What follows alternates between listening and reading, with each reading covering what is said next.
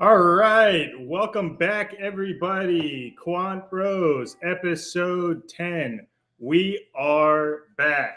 We are going to turn off the war. Lowrider, we're back, episode 10.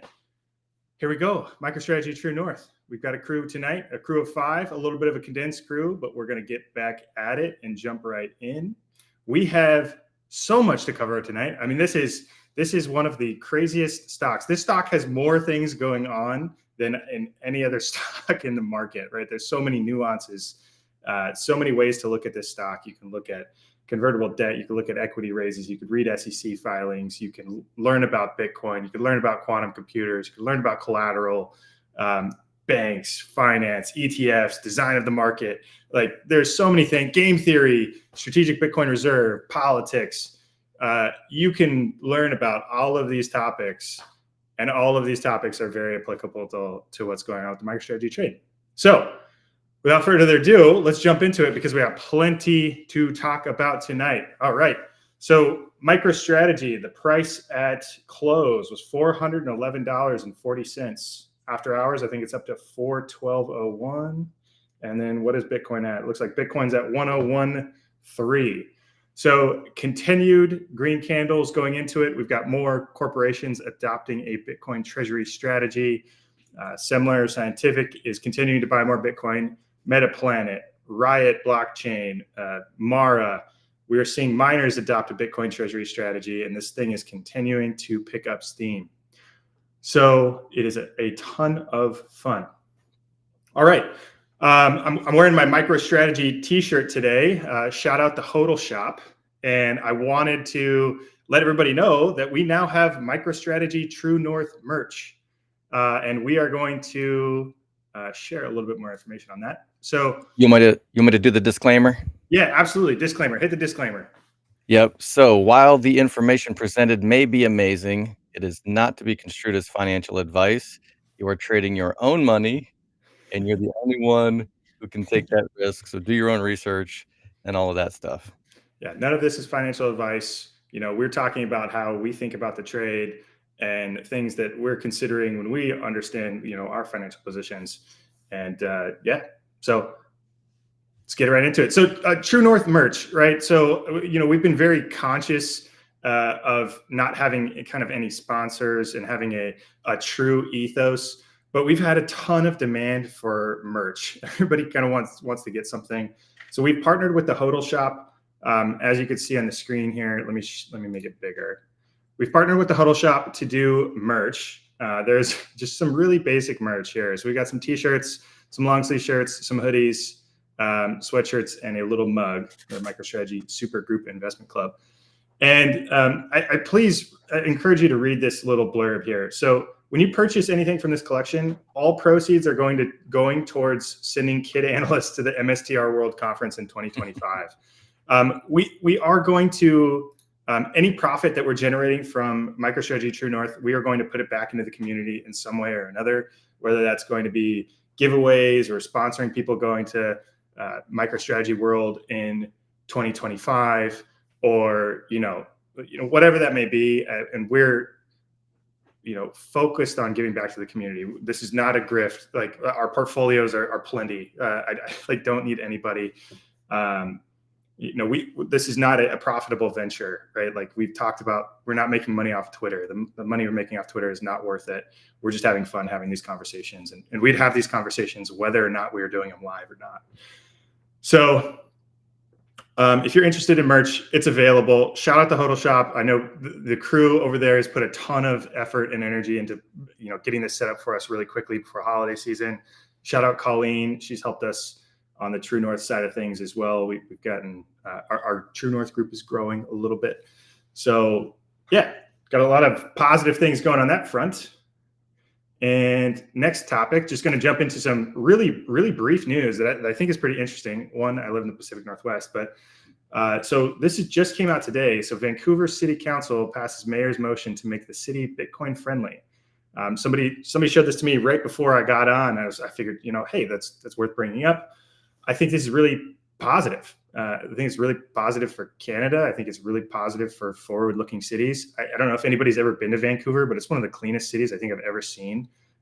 like all of the glass in the city is like the same color. It's pretty wild. And you've got the mountains in the background, and the sea is like around it, and huge Stanley Park and stuff. It's just like super cool city. So would be really cool if they take a Bitcoin friendly approach and a Bitcoin forward approach. So just some interesting topics that are topical. I mean, on top of hearing what we heard about the Microsoft voters in the board of directors vote, that was a pretty abysmal performance with 0.55% voting for 0.55%. So roughly half of 1% of Microsoft shareholders voted for the assessment of adding Bitcoin to their balance sheet. Just the assessment, not even, actually adding it to their balance sheet.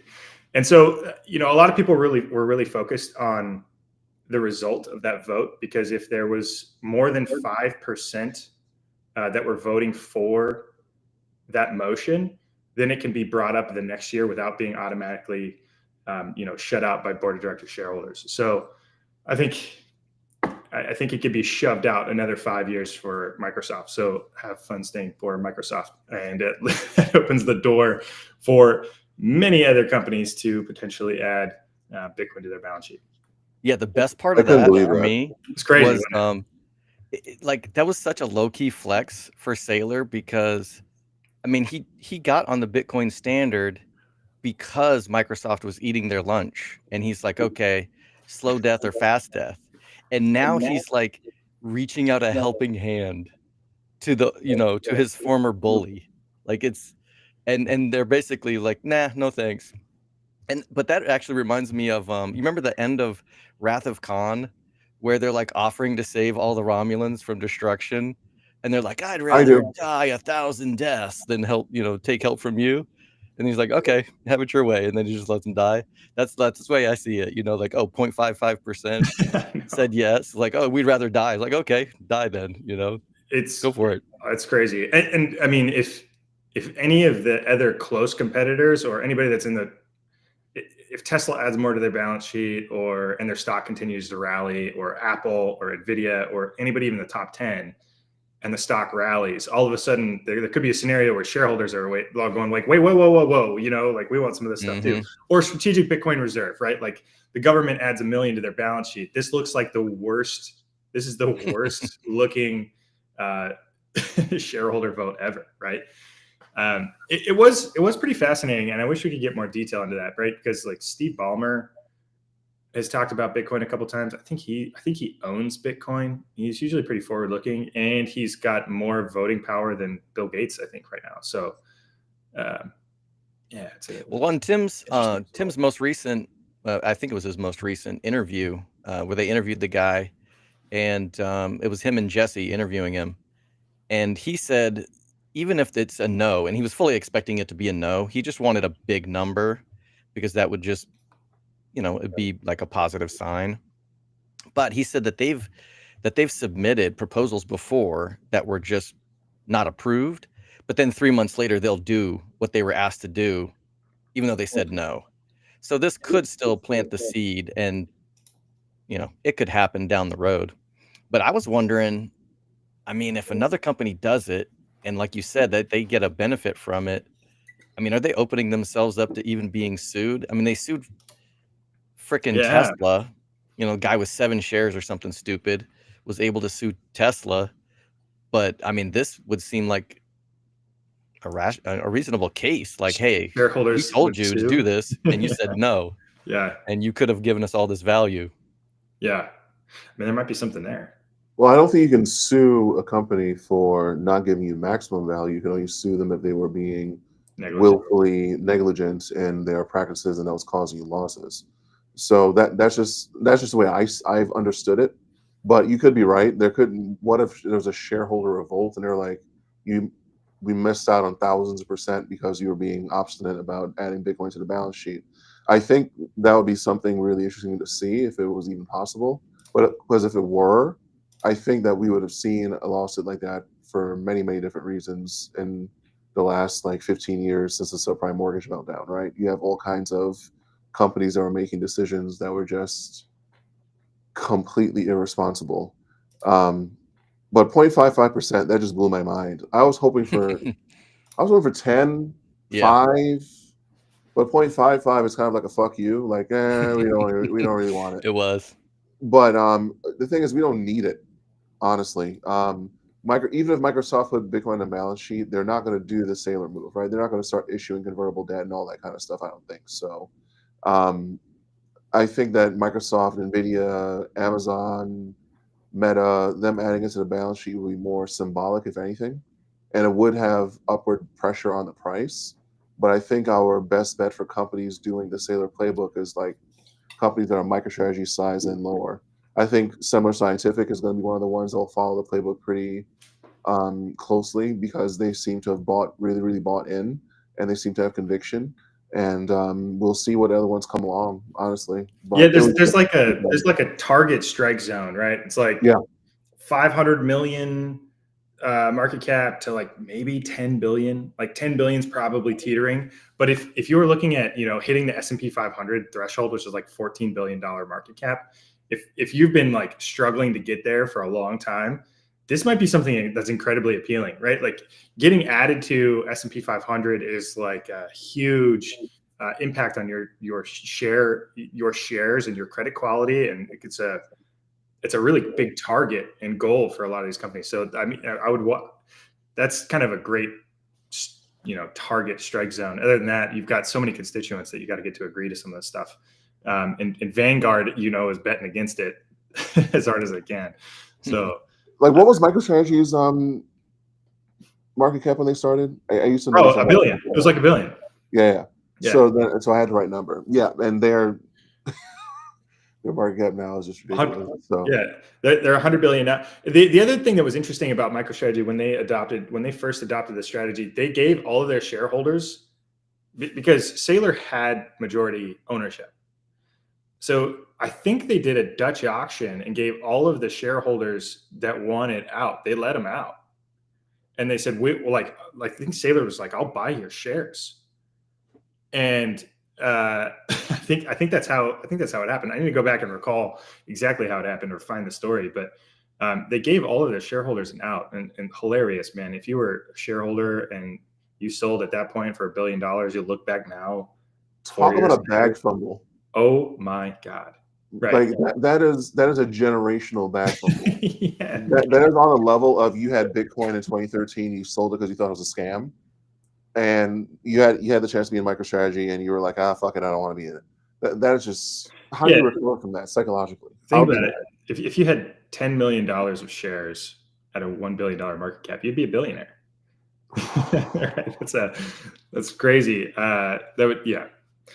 R.I.P. those shareholders. I want to chime in real fast on something. Jump in, Grant.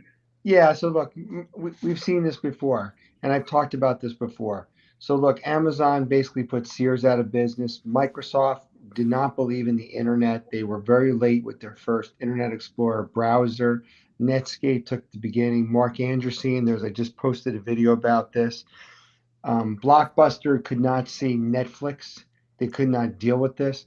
We've seen this before, companies that have done this, and for whatever reason, the management cannot just understand that they are late and it is a problem.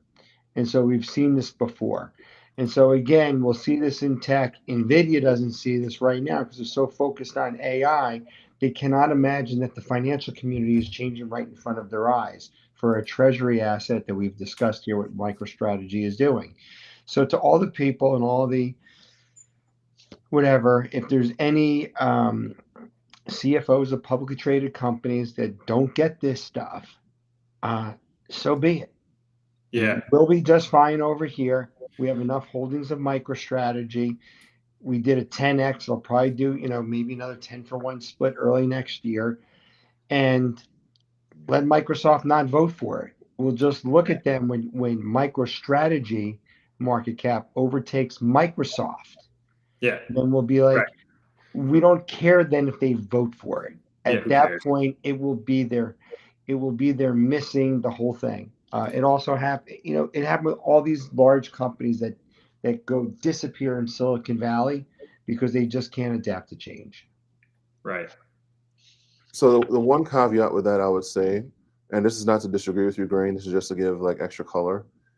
I think that NVIDIA, I would almost say that they are outside of this consideration when we come to thinking about a company adopting Bitcoin to make themselves, more profitable and to get on the train, right?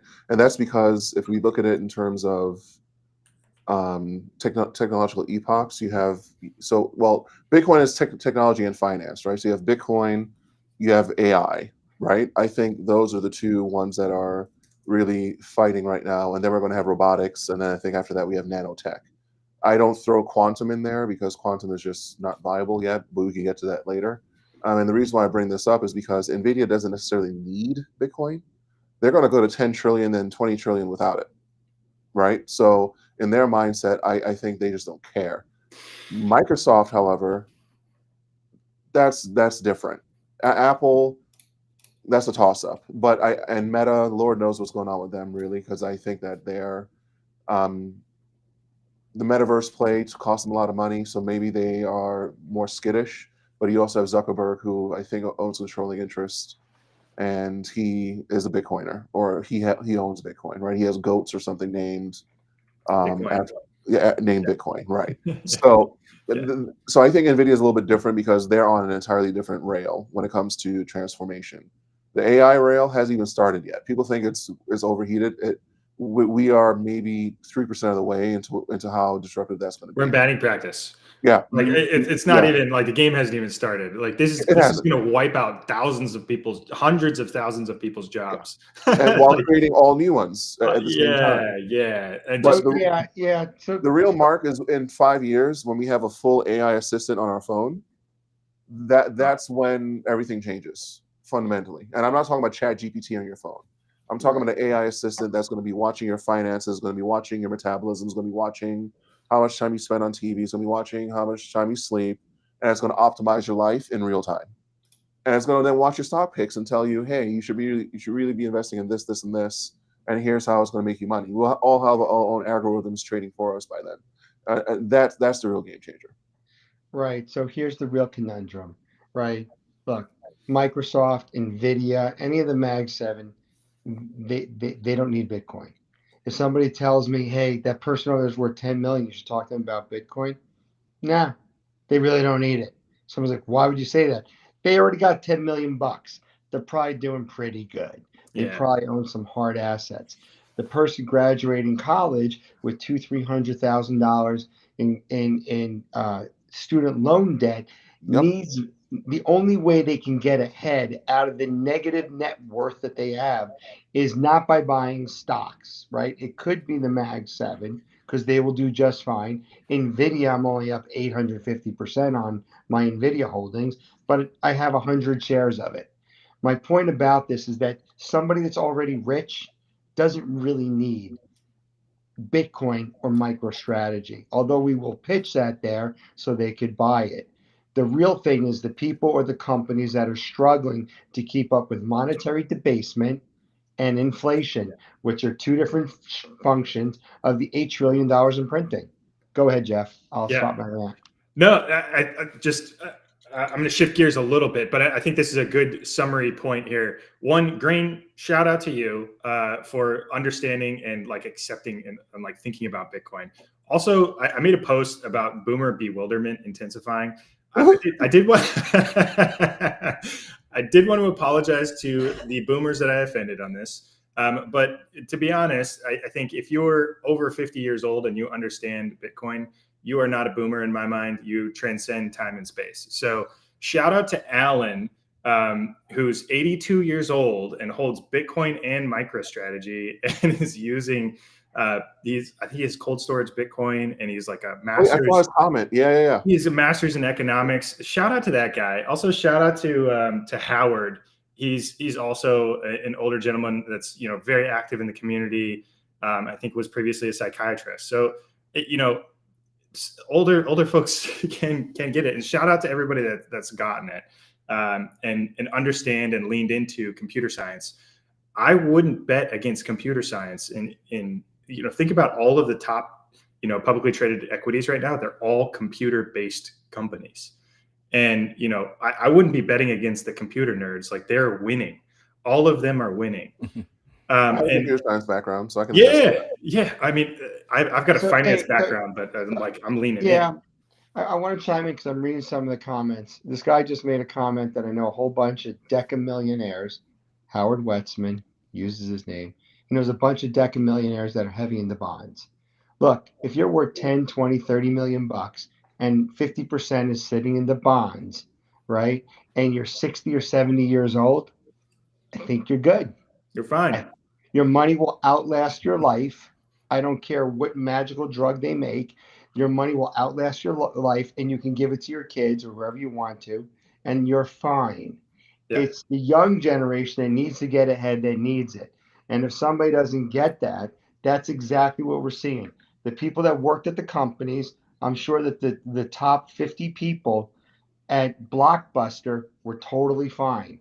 The top 50 people at Sears were totally fine Yeah. because they were able to go ahead because they made so much money in a given year. Those people did not care or want to combat, which was displacing them and disruptively putting them out of business because they had enough money. They could be complacent, right? Or they could be apathetic. I use these words very clearly because I heard them.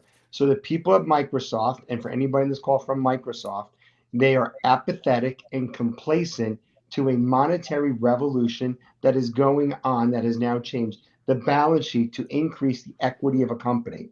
I'm Yeah. using this very clearly. It does not increase the sales, the EBITDA, or the cash flow. It increases the equity of the company. The company's worth $3 trillion. They're DGAF. We don't give a fuck, right? Because they're one of the second or third largest company in the world. Yeah. I would Well, like same for thing them to with buy Warren Buffett. Bitcoin. What? Same thing with Warren Buffett. I think the reason why he's Right. He doesn't anti-Bitcoin is need it. because Charlie Munger doesn't he's the need. Charlie peak of, Munger's dead. apathy. Yeah. Right. It's apathy. They don't get that they need to tell the message to the younger generation that's in debt because they're pitching to go buy something that they're thinking of was what they did 30 years ago to get rich, which is no longer applicable today. It's so funny, right? Like, everybody brings up like the Ponzi scheme or it's a bubble. And then it's like, meanwhile, they bought their house in 1964 for a pack of raspberries and Right. their, you know, Yeah, and their college tuition was $45, you know, a year. And, you know, shit like that. It's just like, okay, we're in a completely different environment. Talk about Ponzi scheme. It's like fiat is the Ponzi scheme, the real estate market where you've stored all this value and like you're technically like that's, you know, that's crazy. Right. I want to address one more thing, and then we can jump ahead. If the Bears, we're going to the Bear sightings. Yeah. Look, folks. Look, if you think you're early, that ends on Friday at approximately 1:05 p.m. Pacific Standard Time. I'm on the left coast. Okay, that'll be 4:05 Eastern Standard Time. Please listen to me. And we think if MicroStrategy gets triple Q inclusion, okay, if anybody says on Monday, we're still early, Facebook and NVIDIA doesn't get it, I'm like, nah, you missed your first 10, 15x already, right? If it then doubles, I got a 30x, or everybody that got it the same time as me gets a 30x, and then that person begins buying. Yeah, you're late. As Michael Saylor already said, on January 11th, 2024, there's a gold rush started by 7 or 10 or 11 spot Bitcoin ETFs being approved. We have a change in administration. And if you think that you're going to show up on Monday, be like, you know, maybe I'm going to buy 10 shares of MicroStrategy and think you're early, you're not. You're not, because the people on this call that have been attending this for the past 2 months, right? To quote Adrian, hey, if you haven't tripled your money in the past 6 months, you're not paying attention. So if you show up on Monday and you think you're early, you're not. You have to play catch up. And instead of maybe doing a 5%, maybe the allocation should be bigger for you to catch up to what you missed on. I'll end my rant there and go get a We'll jump into the catalyst in a moment, and I think that'll be a good conversation. We can talk about QQQ. I think it's 4 p or 5 p.m. Pacific grain. I think it gets announced after like all markets are officially closed, even after hours trading. So just as an FYI, I don't know the exact time. It's going to be after market hours. And look, somebody will call me and be like, "Oh my God, you see the tweet?" And I'm like, "No, I didn't hit the refresh button yet." So anyway, when that comes out, and then you're like, I know what's going to happen. Somebody's going to say, "Oh, how do I buy MicroStrategy on Saturday?" Yeah. I guess you could buy it on Robinhood, but I don't have a Robinhood account, right? So then you're buying after hours after it already pumped 20%. So I don't know what you're showing there, Andy Constant. Yeah. So this is we're going to go into bear sightings. Sure. I wanted to shout out to the community for participating in our bear sighting watch, and we're going to keep this going because this is so incredibly important, and the purpose of this is to identify that a lot of the people that are posting bear content here, it's just noise. It's just noise. Many of them have no financial position. They have no fundamental understanding of Bitcoin. They've never, moved anything to cold storage. They haven't done any research, right? No work, zero work. So I want to do a brief shout out, and we'll do this every week. So shout out to Kristen Kombucha, who called out this koala bear here. So while BTC and IBIT are up 5% at an all-time high, by the way, congratulations, holders. Did you notice that MicroStrategy is almost red on the day and down 25% in 2 weeks from its all-time high? Wow. Zoom out, right? This 3-month chart is killing me. It's only up, 100% and 200% in the last 3 months. So this stuff doesn't scare us. And we're going to keep on. We're going to do a couple more. So obviously, the All In podcast, right? These fucking guys. Jesus. Jason Calacanis, we got to be one of the biggest biggest dum-dums I have seen in modern investing finance. So these guys are all koala bears, right? Like they're talking about it. They hate it. They have no position in the race. They're not long. They're not long MicroStrategy. They're not short MicroStrategy. They haven't done any research. And it's funny, this clip that's shown here, this guy that's speaking right now, he misses the debt number, like the debt service number by over 100%. He overstates their debt by over 100%. He hasn't done any research. Very clear he doesn't understand that they're convertible bonds. Very clear that he doesn't understand that they're not collateralized. They're not secured. So these guys are koala bears. They're making noise. They get paid for doing this. They get paid for going on and doing these shows. They've got hundreds of thousands of followers. They're actually making money from doing this stuff. So when they asked him the question, he should have just said pass. Like he even admits it. He's like, I don't know. He's like, I don't care about this. I don't know how anybody who's close to finance isn't at least remotely interested in this. This is the biggest story in like corporate finance history, right? And it's insane to me. So anyway, shout out to Kier, Retire Juan 4394. Thank you for the koala sighting and appreciate. But it's also like, where have they been the last 2 years? Right. Saying that they don't care about this thing. It's like, so you don't care about it after the market cap went up by 100x? Right. That doesn't like, set off a little bit of alarm bells in your ears to maybe pay attention. Right. It's crazy. It's crazy. We're going to the next one. Shout out Andy Archer for the True North Bear sighting here. This is Michael Leibowitz, and this one's so funny. These guys they're all so funny, and I love that people are calling this out because I've found so much more bear content, and it's just been so laughable. And somebody puts here in the comments, koalas should be muted. I can't stand hearing their FUD. This is a great piece of advice. Like, you can easily mute these people because they're just going to be noise from here on out. I've muted hundreds of people. I've blocked, 20, 30, 40 people. And it's super easy to do. Just press the mute button. You never have to hear from them again. Hey, I have a little bit of a contrarian view on this. Go ahead. I'm actually cool that these guys think this. I hope, like Michael Saylor says, I hope that some hedge fund reads this. Yeah. Okay. And we all know what happened with Gabe Plotkin and Melvin Capital with GameStop. You know what? Some hedge fund is going to read this. They're going to believe it and they're going to short it. And I hope that somebody takes the other side of the trade. And Michael Saylor said that. And I've been hoping that. So take the other side of the trade, whatever hedge fund is listening right now, whatever, I know there's got to be something, one of these guys on the call thinking, what's going on? I dare you, take the other side of the trade. Just do it. Yeah. Okay. With leverage. Howard With West. leverage. With leverage, please. Please do it. Believe those guys and do it. And you think I'm a loudmouth? Sure. Put your money where your mouth is, short it, and let us know how it works out. And you know what? Contact myself or Jeff, right? And we'll let you join this MSTR True North, and you show us the receipts that you shorted for more than 100 mil. If you can, I will do a space with you if you show me the receipts that you shorted for 100 mil. Put your fucking money where your mouth is. Okay, Yeah. I'm done. Yeah, I mean, it's so true, and that's again the point of this, right? Like, you're just noise. Unless you have money going against this, and you're short it, like, you're just noise. If you're buying puts, that's not shorting it. Like, you're taking a speculative hedge position. Like, if you want to bet against your FUD, go short and go against the longs. I think the longs are going to win. Anyway, the funny part here, right, is like, not bad for a company that's lost money for the last 2 decades plus, which is hilarious, right? Like, they don't know that there's an accounting change. Like, there's an accounting nuance here where the Bitcoin is treated as a long-lived intangible asset, and they had to mark down their Bitcoin since they adopted the Bitcoin strategy. Look, it's very clear. Like, what happened here?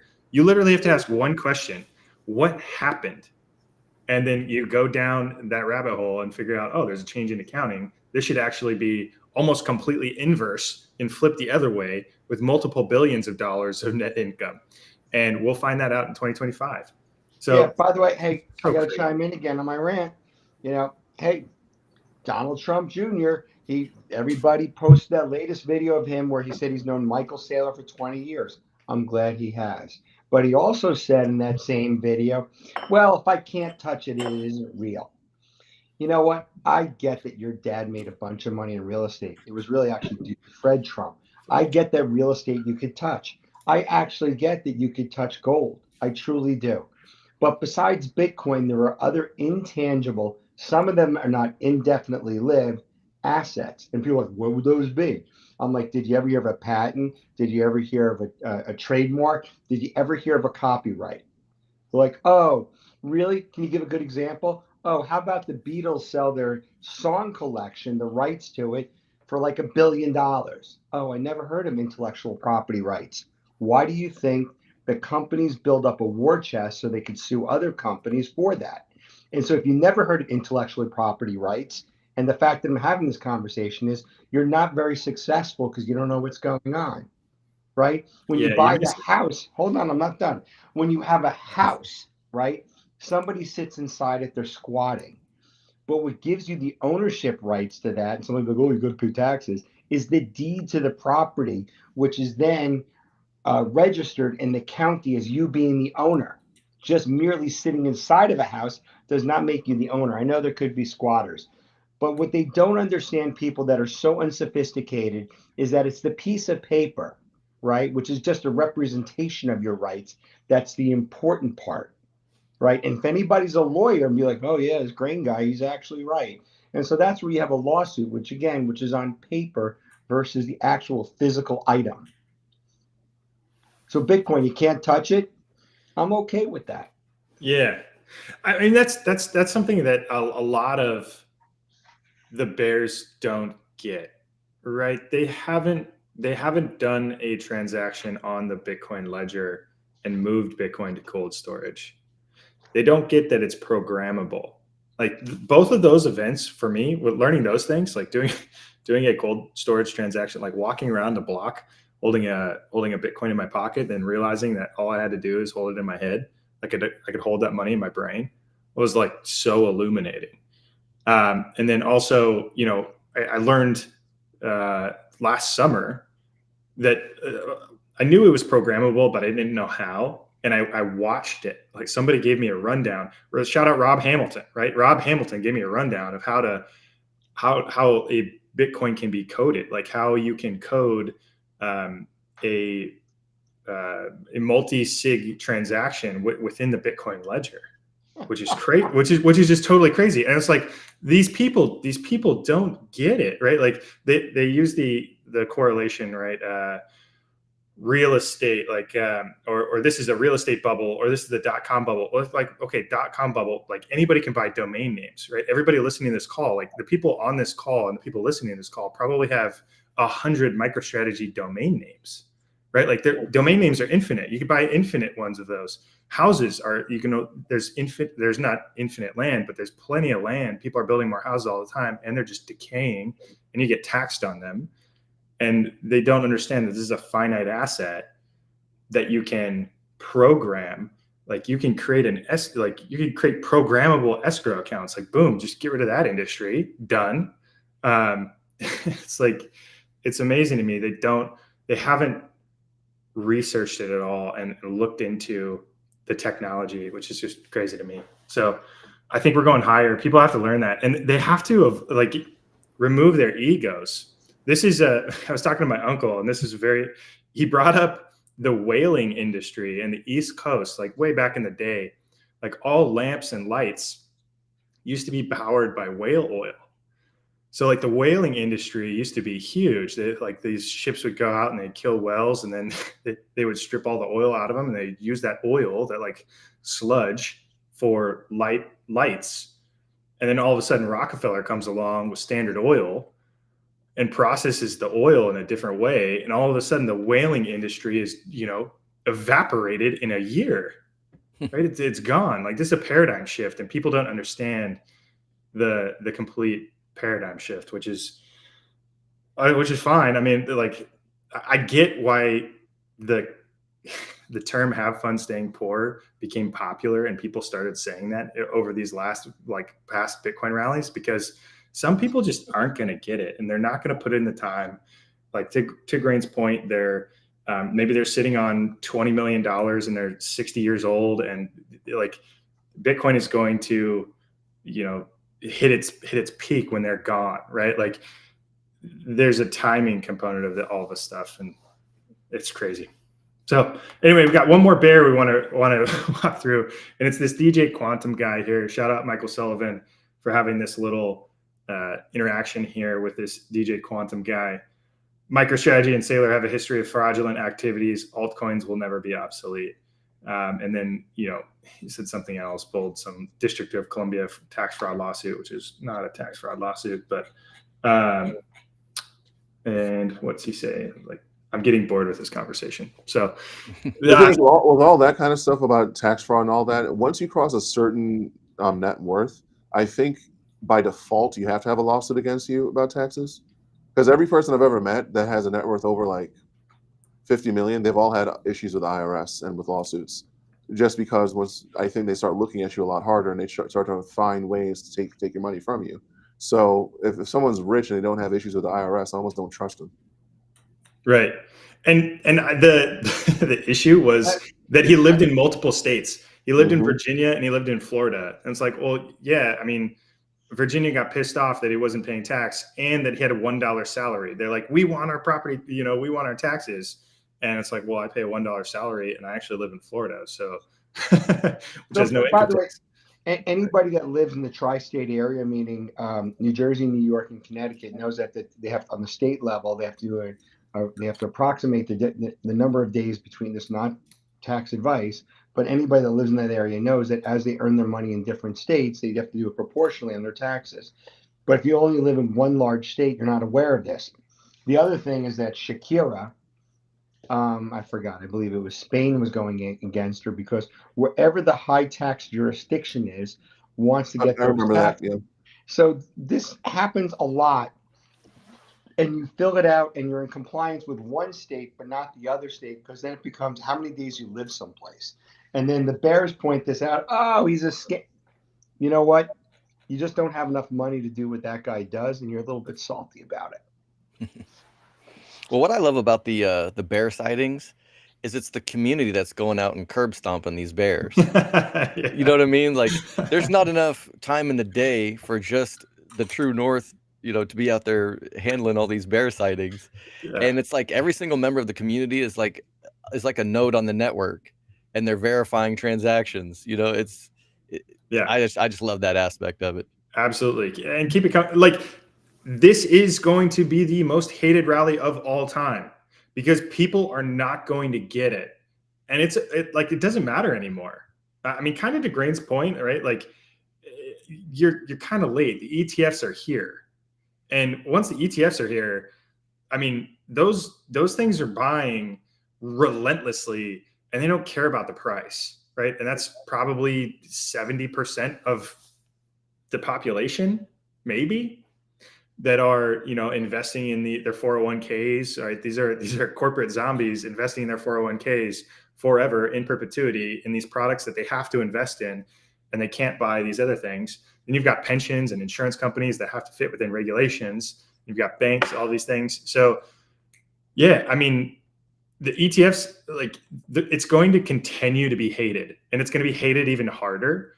And it's funny because everything that these people hate, we've already talked about for over a year.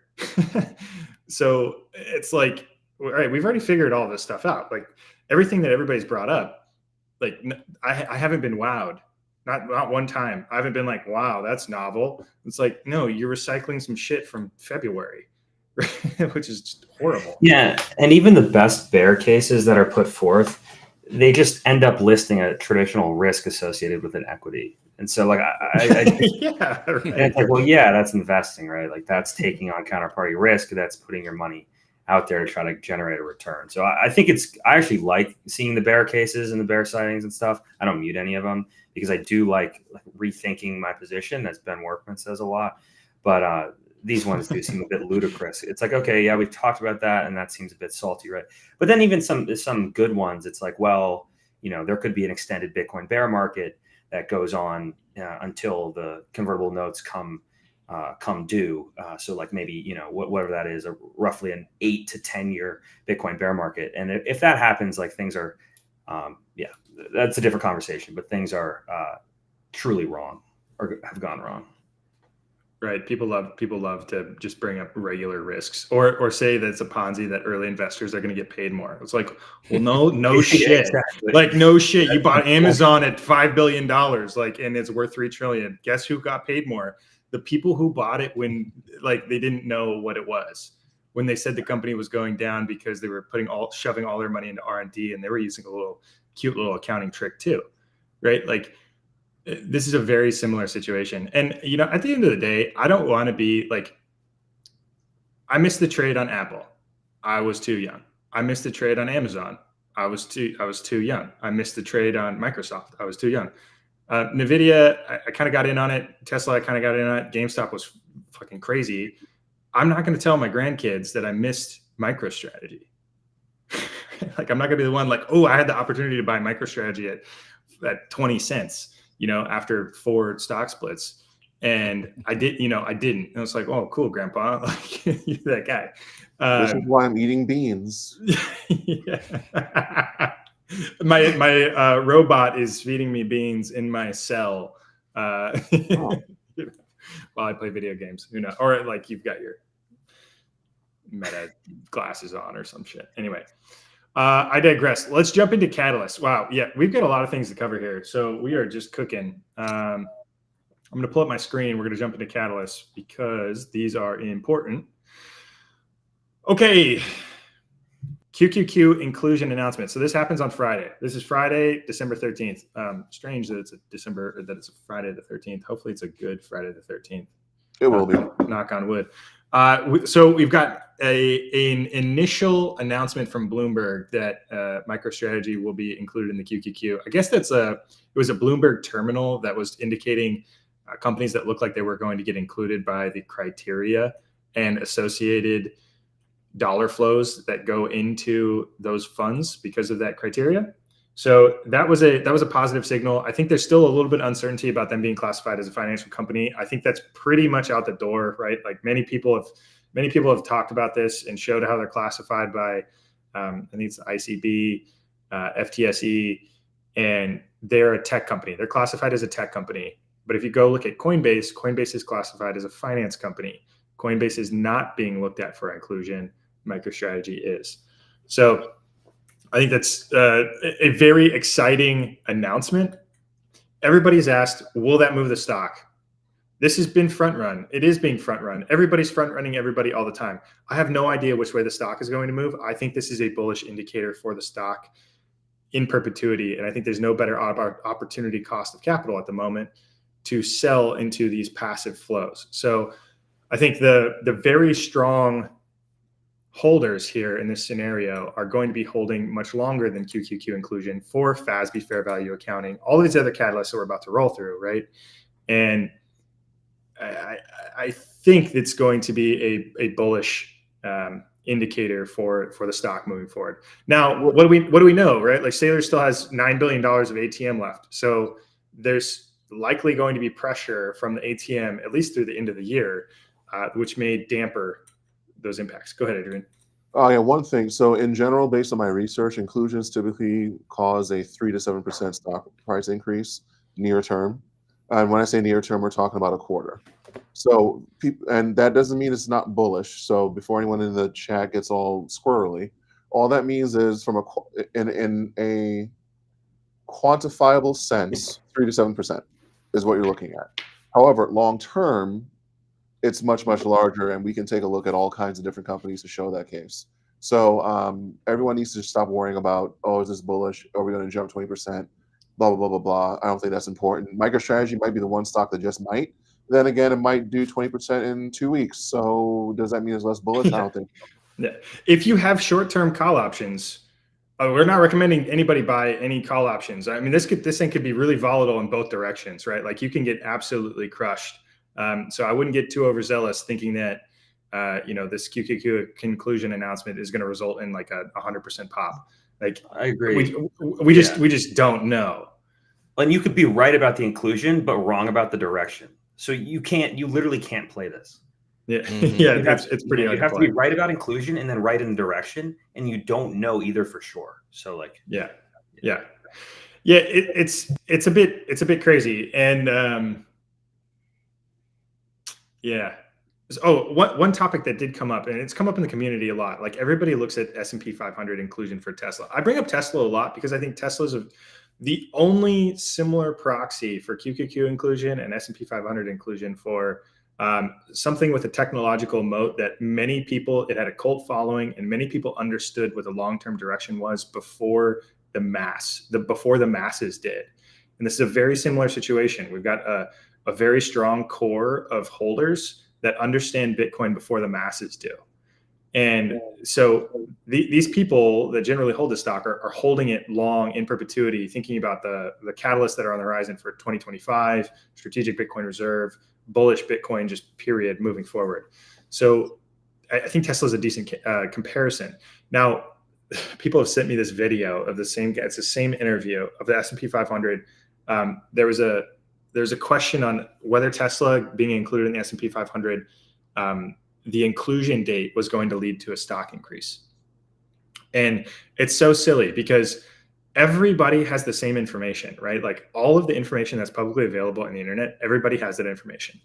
So the final piece, the final criteria that Tesla needed to be included in the S&P 500 was 4 quarters in a row of positive earnings, or 4 quarters in a row summed together. Tesla had their 3rd quarter in a row of positive earnings in May of 2020. At that point, everybody was speculating they're going to have 1 more quarter in a row of positive earnings in July, and they're going to be qualified for the S&P 500 and get included. So what happened from the stock? If you go look at the stock from May of 2020 to December of 2020, when they were actually included, everybody and their grandma front run that stock because they knew that the inclusion was inevitable once they hit 4 quarters of positive earnings. And this was a really controversial topic because they were the largest company that was added to the S&P 500 ever. I think they were included at like a $300 billion market cap, $400 billion market cap. Most companies are included around a $14 billion market cap down at the bottom. So this was a very unique situation, and it caught a lot of eyeballs. So I think we could be in a similar circumstance here and we are with QQQ, right? Like, not many companies, when they get included in QQQ, they barely make it. Not many companies go up to top 50 or like top 40 equities that are included in these ETFs. So we're in a unique circumstance. I think there's going to be perpetual buyers on the horizon, right? If they get included in QQQ, the reason this is so big is that Bitcoin is now in QQQ, right? That is a huge benefit for Bitcoin. Bitcoin is now in QQQ. It's not even MicroStrategy. Like, Bitcoin itself is now a factor in QQQ's performance, which is going to be attractive to other investor bases as well. So we're on to some cool stuff on the horizon with the QQQ announcement. And, even if it doesn't get included for whatever reason, Doesn't matter. It doesn't matter, right? Like, look at where their market cap is today without being included in QQQ or the S&P 500. Right.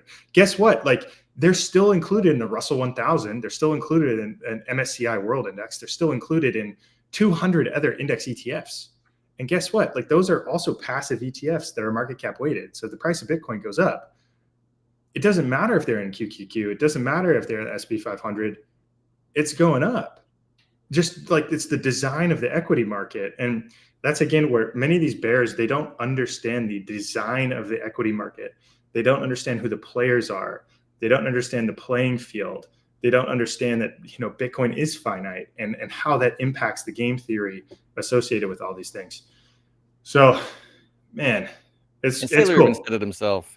They were asking him about it, and he's like, I don't know, if we get in, it's good for us, but if we don't, it doesn't matter. Fine. Because we're going to be we fine. got where we are today without it. So yeah, it's no big deal. Like, they raised, okay, you know what? Actually, I'm going to bring this up because just while we talk about catalysts. Okay, just in Q4 2024, MicroStrategy has raised $15.6 billion. $15.6 billion. Do you know how hard, I've said this on MicroStrategy Mondays. I think I said this last week. Do you know how hard it is to raise $100 million? It's really hard. You have to have a really good idea. They just raised $100 million 156 times in the last 40 days. Right? Like, think about that. That is like incredible. And 11.7, let's see, hold on.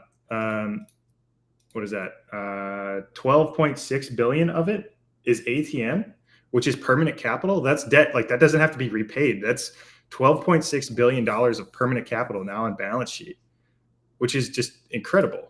And if you look at how that impacts their financial leverage, I mean, if you look at the leverage at the end of the year in 2023, they had a 31% leverage liability to asset ratio.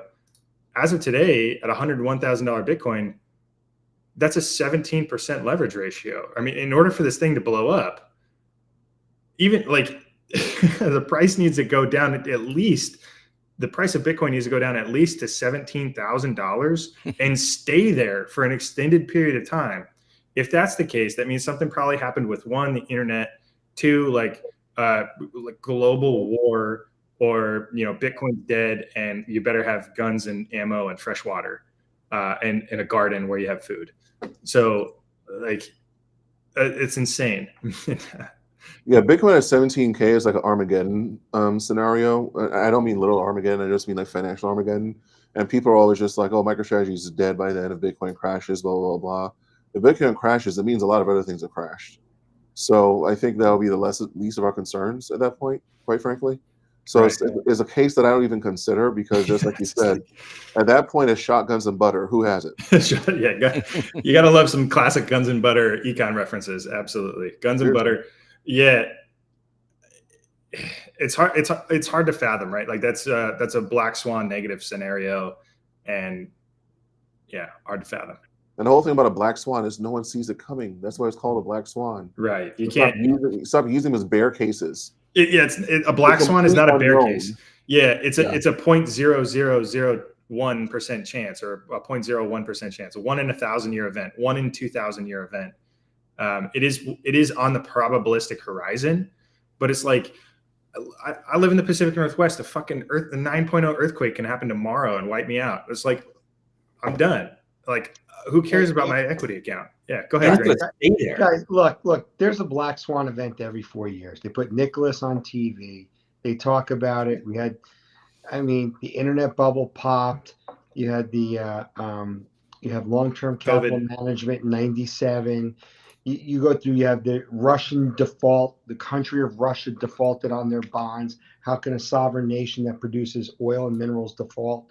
You've got the 2008-9 real estate bubble in the United States that crashed, which caused a massive, huge once-in-a-lifetime event. Every time we've got the FTX Luna scandal and bubble crash, which caused in 2022. I have lived through so many once-in-a-lifetime crashes. It's amazing because I get richer every single time after it because we're never going to recover. Everything is horrible. I'm like, looks like there's a lot of good assets now that are on sale. And so this keeps on happening every 4, every 8, or every 12 years. And if your cycle is you're young and you haven't been paying attention, that's okay. But they will parade these. They'll parade these. Oh, is this a black swan event on TV? I gotta love when CNBC is markets in turmoil. Yeah, you're like, okay, that's a buy signal if I've ever seen one. Right, that's your buy signal for that, right? So I've seen through so many once in a lifetime events, and they seem to happen every 4 years. So I don't know. I'm going to bring this one.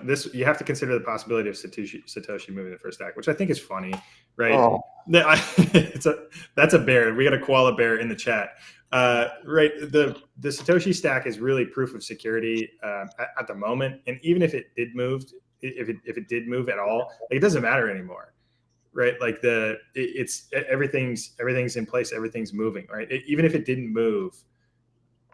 One, I think that computer and those keys are at the bottom of the ocean somewhere, or just completely evaporated, gone. But that's probably a conversation for another time. Anyway, hey, quick point on that. I don't know about talking like black swan events. I remember 2 years ago. You guys can look it up on the internet. There was a tie at the end of a block for Bitcoin. Oh yeah, it did not get resolved. If you go to the last page of the white paper, there's 7 tiebreakers that it goes through. Somebody's like, oh, well, after the 7th tiebreaker, what happens then? Mathematically, it is almost impossible to go beyond the 7th tiebreaker. But it was only a 1 tiebreaker that happened, and that happened 2-3 years ago. And I don't know, so I'm sure somebody will chime in. It's happened X number of times since the start. But these events happen, and then Bitcoin sold off, I don't remember, 20%. Oh my God, what happens if there's a tie? And then Adam Back chimes in.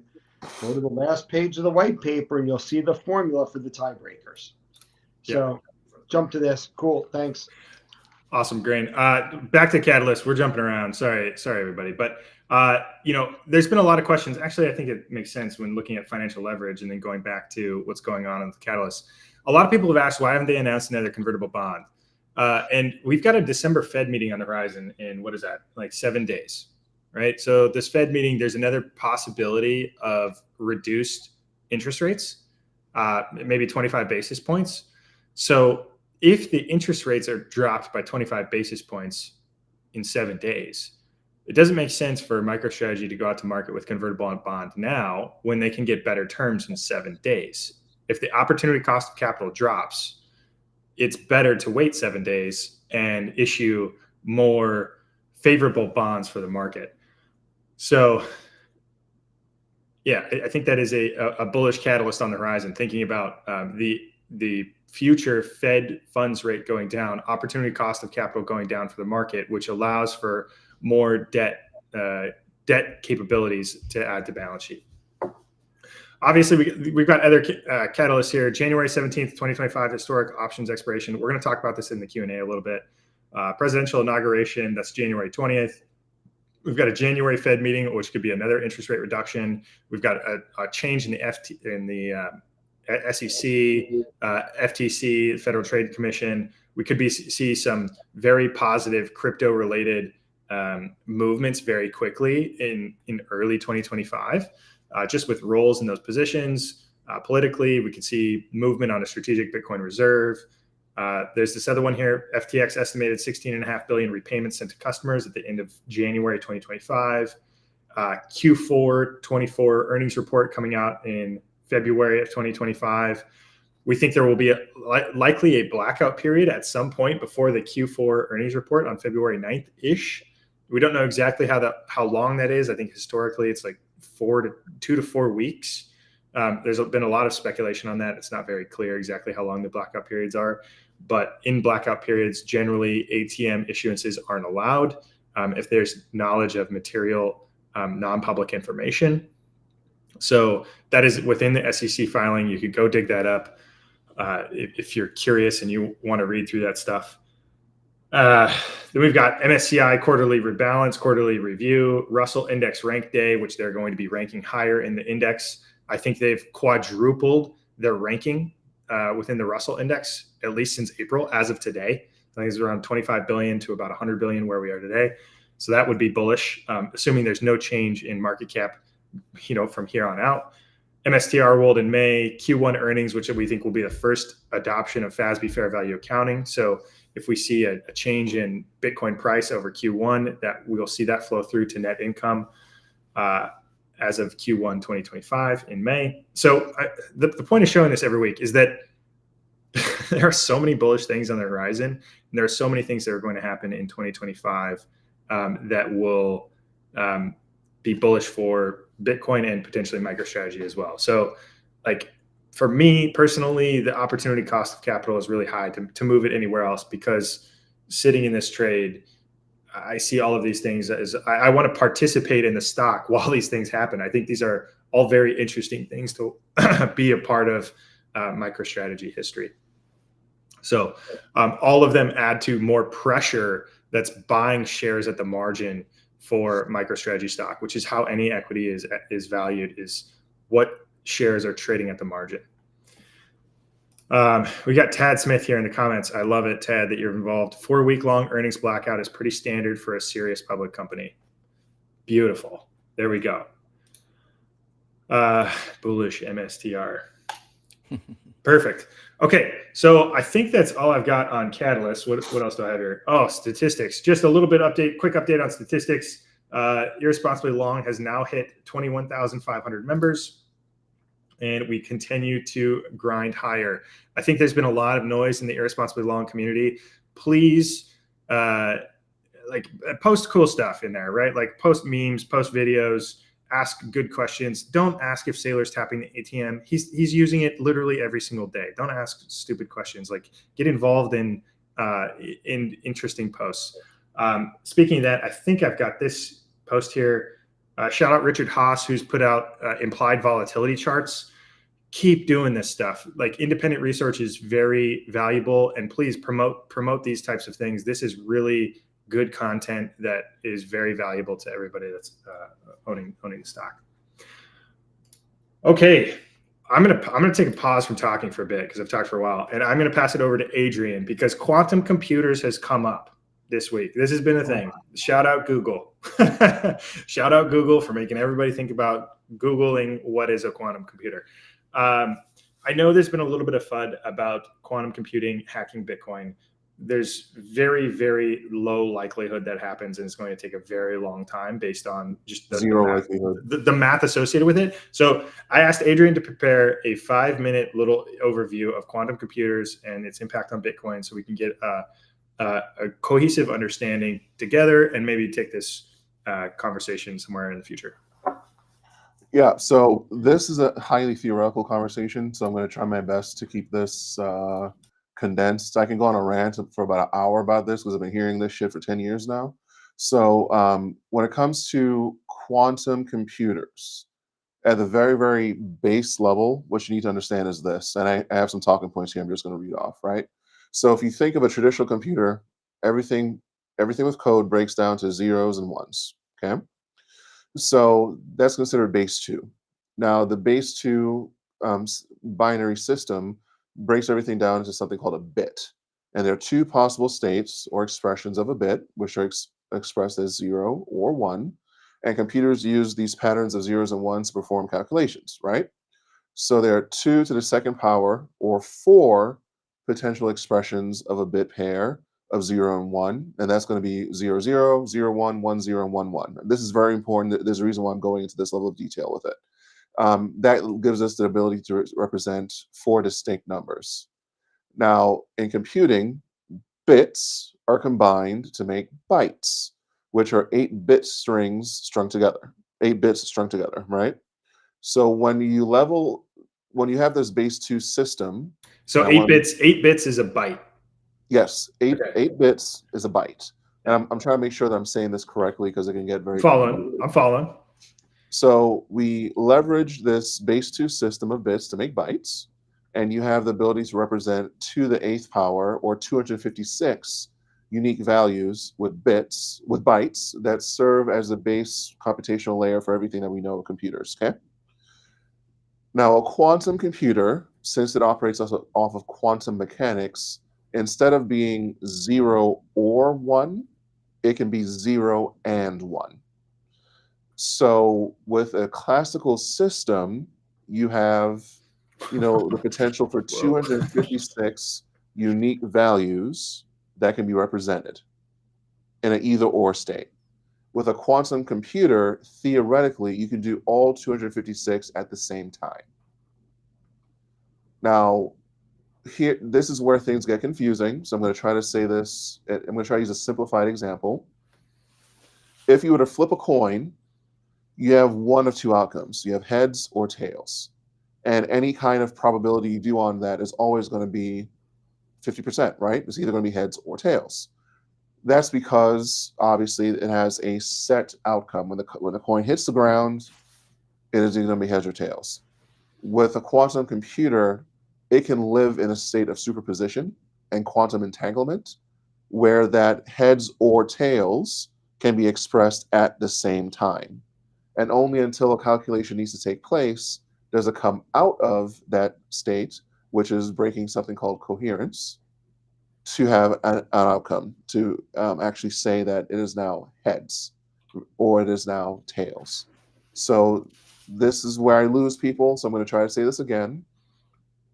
Classical computer, either or. Quantum computer can be both.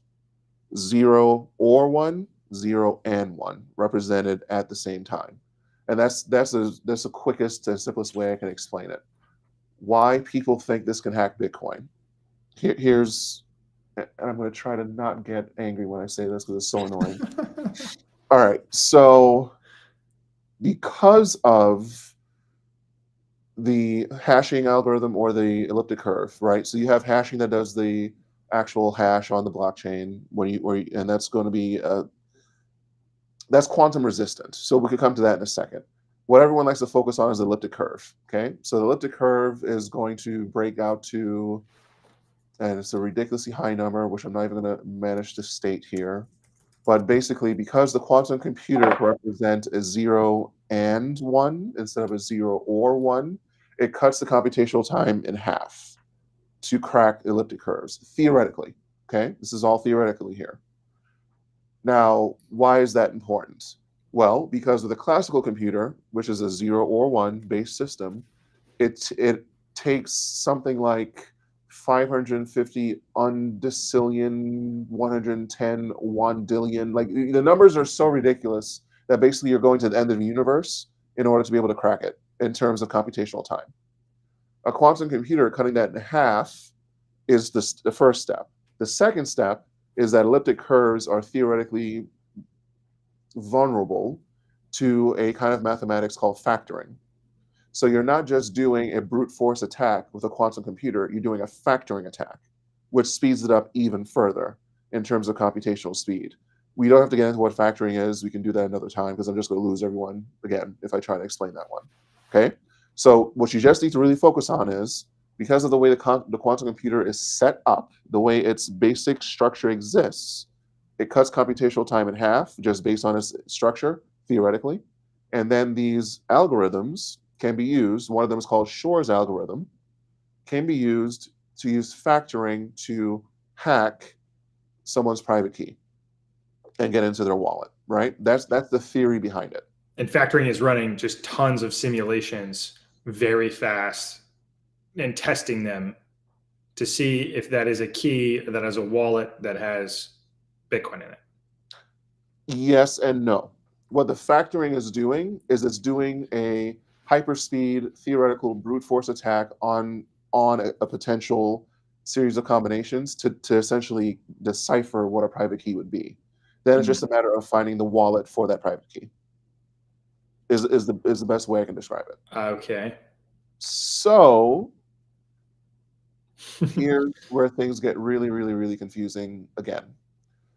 If you're using theoretical algorithms, if you're using a quantum computer, how does that even work practically?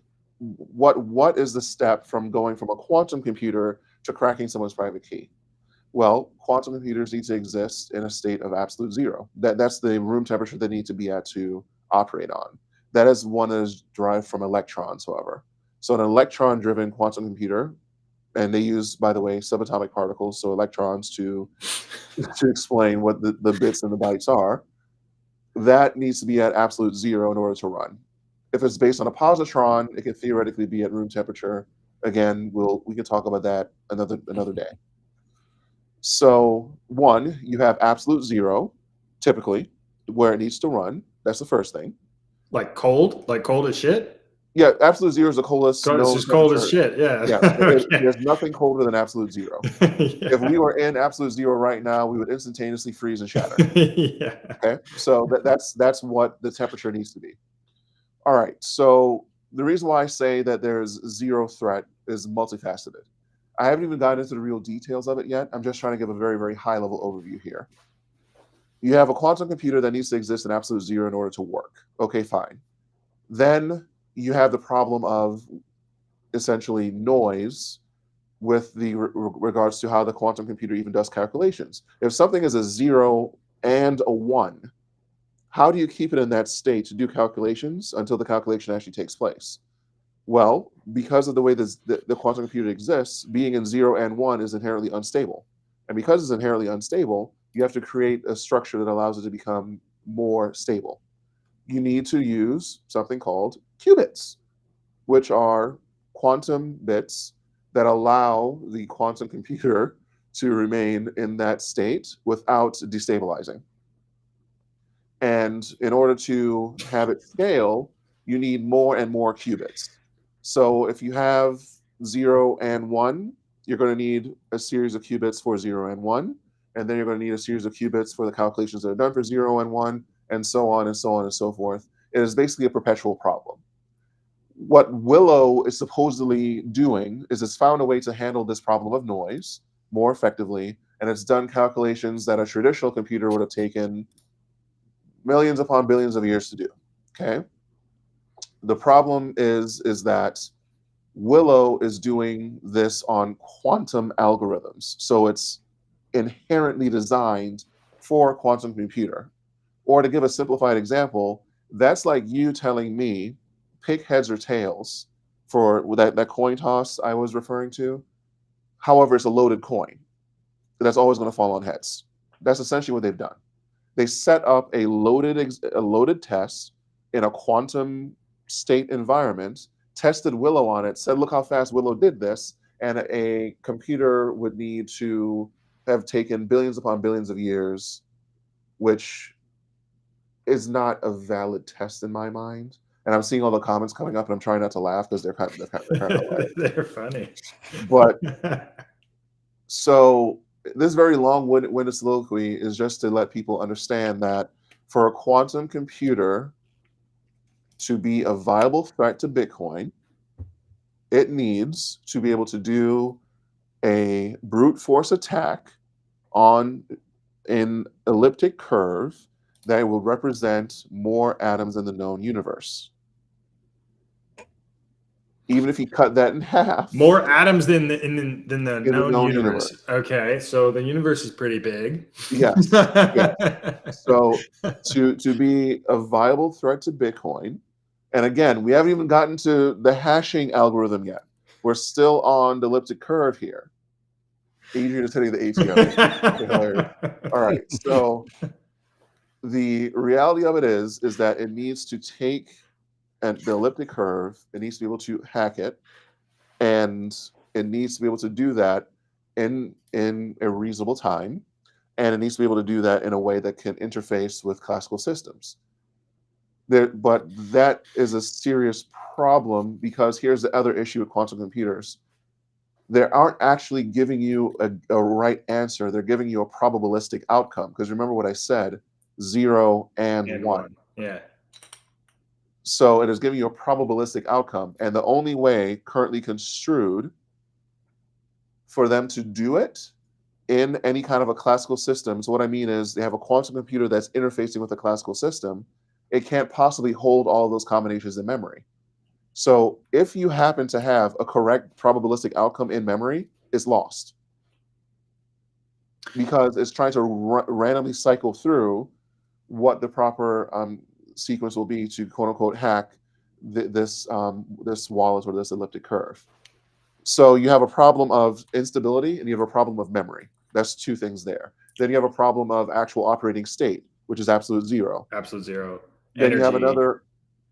Then there's the final problem. Well, not the final problem, but the biggest problem is, how is data represented in physical space?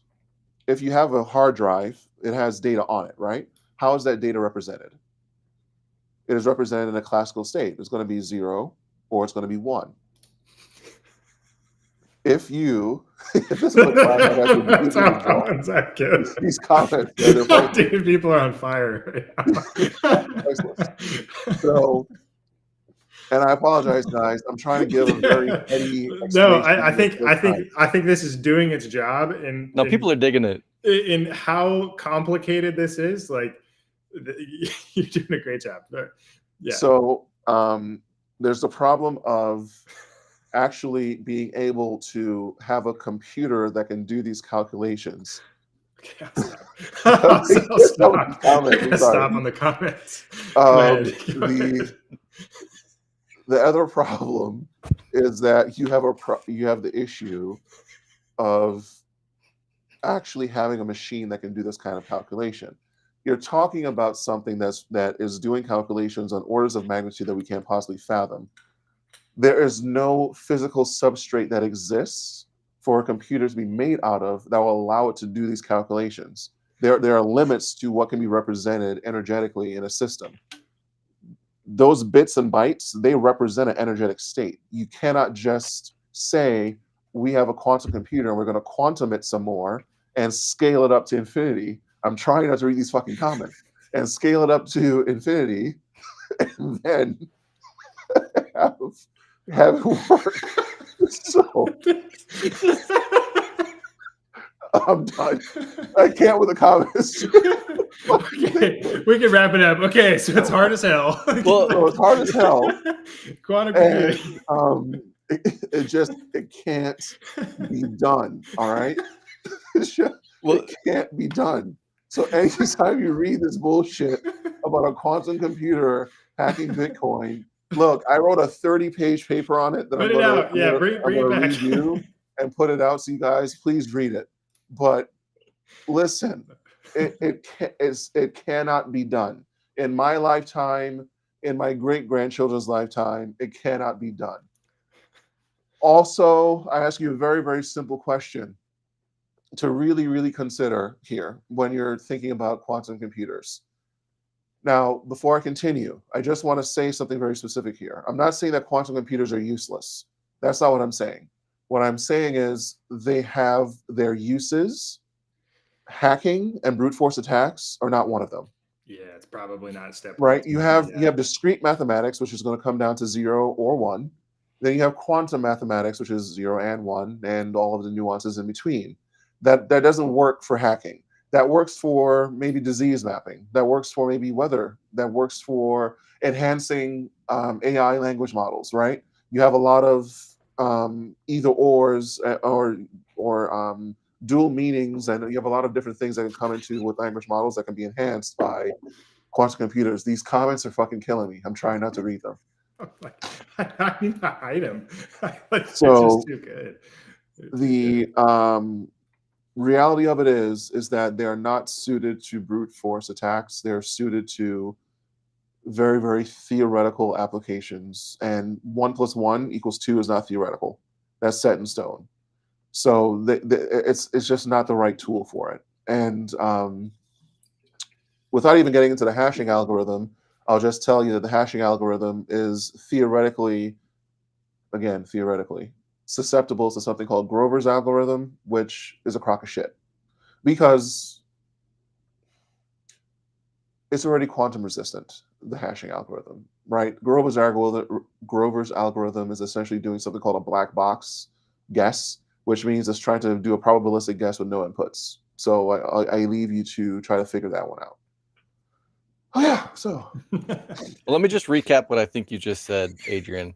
okay, here we go. I'm a quantum computer because I understood everything you said, and I didn't understand a fucking thing you said. There you go. That's actually accurate. That's actually accurate. Yeah. These comments, these are probably some of the best YouTube comments I've had. Yeah, these comments are just ridiculous. And look, I understand that I was very, very flippant with some of it, and I didn't go into detail enough with some of it, and some of it may be confusing. Again, I have a very, very long and detailed write-up for anyone that wants to actually learn about this. Jeff, I think you've actually read part of it. So please post it again. I think it's a good time. Obviously, Google has got a long way to go with this. Probably it's going to take some time, and many people have put this in the comments as well. Like, everybody's going to be attacking Chase Bank, right? Like the financial system, as opposed to, you know, putting all of this power and energy into trying to hack Bitcoin, or I mean, either other coins or altcoins or. Jeff, that's the right take right there. Look, we need a cubic I don't even know what kind of computer it is. We need a computer that we can't even understand. For people that run a company, Microsoft, that don't even believe in Bitcoin, they're not going to, I know it's not Microsoft, I know it was Google that did this. You think they're going to allocate any time on this? They're just going to go after resetting somebody's email and logging into their account and draining it of the funds. It's so much easier. They take it the easiest path. Okay, so here's the thing. There are a lot of so I've invested in quantum stocks, right? I've made a lot of money off of them. That's because I realize it's a cash grab. And here's why I'm saying that. There are a lot of companies that are putting billions into this. Microsoft has, you have Google, you have all these other companies that have done it. But quantum computing is not new. It was proposed for the first time in 1958, I want to say. This is not a new concept. This is something they've been working on forever. It has less progress than fusion, right? So fusion is something that's been 5 years away for 50 years. But we actually have large working models of colliders that have finally reached the point of having more energy output from the inputs, right? So theoretically, fusion is now literally 40, 50 years away, for real. With a quantum computer, it is not something that you can even say is theoretically close just because they have working quantum computers. The equivalent of math that they're doing is not even algebra yet. It's still very, very basic. And they're setting up these examples and these tests and these scenarios in an environment that is tailor-made for a quantum computer. And they're saying, look how well this quantum computer works in a quantum environment. Yeah, sure, that's fine, but it still has to interface with a classical system. So you have, you know, a level of complexity that is not going to be done away with anytime soon. And the final point, well, not the final point, but one point I'll make on this is, what benefit is there for a quantum computer over a classical computer for anything that we do right now? What is the step function increase? What is going to make anything faster? Sounds like a shitload of effort. It's a shitload of effort for nothing. Yeah. For any classical system that currently exists, it's not worth it. Yeah, and Christoph just brought this up, which I think is good too. I mean, the difficulty adjustment is put in place for some of this stuff as well, like the advancement of computers, where if computers start figuring out and mining Bitcoins faster, there's a difficulty adjustment which corrects for how fast the computers are mining Bitcoin as well, which is a... Also, there's another common sense question here. Wouldn't it make more economical sense for the money spent on doing this to just buy the Bitcoins, put it on the balance sheet, something else? Yes. Yeah, but logic the thing is, a lot of the people pushing the quantum thing and I'm going to sound like I'm taking shots at people because I actually am. There are a lot of PhDs out there that want to stay relevant, so they keep pushing agendas, right? And the quantum agenda has been pushed for about 20, 30 years now without fail by people that are trying to do research, and they're trying to get money behind the research, and they're talking to dim-witted board members, and they're trying to say quantum in front of them to really make them think that they're going to be doing something revolutionary. They're not. I think I have ED now. Wow. So with that said, let's take the extreme case. Let's say that tomorrow someone develops a quantum computer that can hack Bitcoin. So what? Update the protocol, make it quantum resistant, and then wait for the world to fall apart, because they're not going to come after Bitcoin. They're going to come after the nuclear codes. They're going to go after the banking system. They're going to go after military systems. They're going to go after everything. And also, the person or company that figures that shit out, they're going to be public enemy number one for the entire planet. So it is not any real worry for the next 100 years at minimum, is what I would say. Best cure for ED is hard money. I would agree. These comments are gold. These comments are reading them, and these are out of control, and there's so many of them. Yeah. There are so many of them. Okay, all right, we got to shift gears. I mean, that was holy moly. I'm gonna have fun going back and looking at that one. Adrian, please repost your article that you've created. Throw it. Oh, we lost him.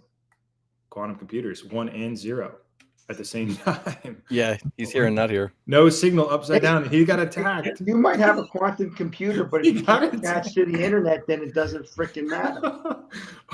Oh man, that's tough. Okay, well, we lost Adrian. Oh. Now he's on mute. He got attacked. Okay, Adrian, we're gonna shift gears if you can hear us. We're gonna go back to some bullish MicroStrategy content. We're going to shift gears and go over to Dan Hillary. We're going to talk about NAV multiplier a little bit and just think about some ways to think about the equity. Dan, I know you've got some prepped content on this. I'm going to pass it over to you. We'll pull it up. I also encourage everybody to check out the MSTR tracker. You know, some great content, and it's been updated quite a bit recently. You can check out, you know, where they rank in the US market, daily traded volume ranking. You could look at NAV multiplier. You could do all these other different analysis using the information there. So please take a peek at the MSTR tracker. All right, Dan, over to you. Can you make it a little bit bigger, please? Yep. Can you guys see this? Yeah. Yes. This is just a sheet that and freeze your panes. Go to cell B5 and freeze your panes. Oh, mate. It's with Google. Never mind. I don't know. I'll figure it out later. Keep going. Cool. Yeah. Jeff and I made this a few weeks back, but what it is just the percentage ATM sold into the weekly volume of MSTR since the 2021 plan. And we had thought he was targeting roughly around 7% of the weekly volume for at the market selling and purchasing of Bitcoin. And that was correct those first 2 weeks. Oh yeah. You can see here we had a 3 billion convert, and so obviously I included that in the announced Bitcoin purchase in that third week of November. But the ATM usage has been a lot lower as a percentage of volume. Maybe that's just because there's been more sell pressure in the market. The share price got clobbered, so Saylor said he won't push the share price down much farther. But you can see that the ATM is dynamic, and he's not just hammering 7% every week. Yeah, it was interesting. I mean, we were so bullish on them buying what was like 100,000 Bitcoin. Shit, it was close. Not close, actually. I think we're off by 75,000 Bitcoin, but that's fine. I said too much. I was booted by the quantum mania. You were booted.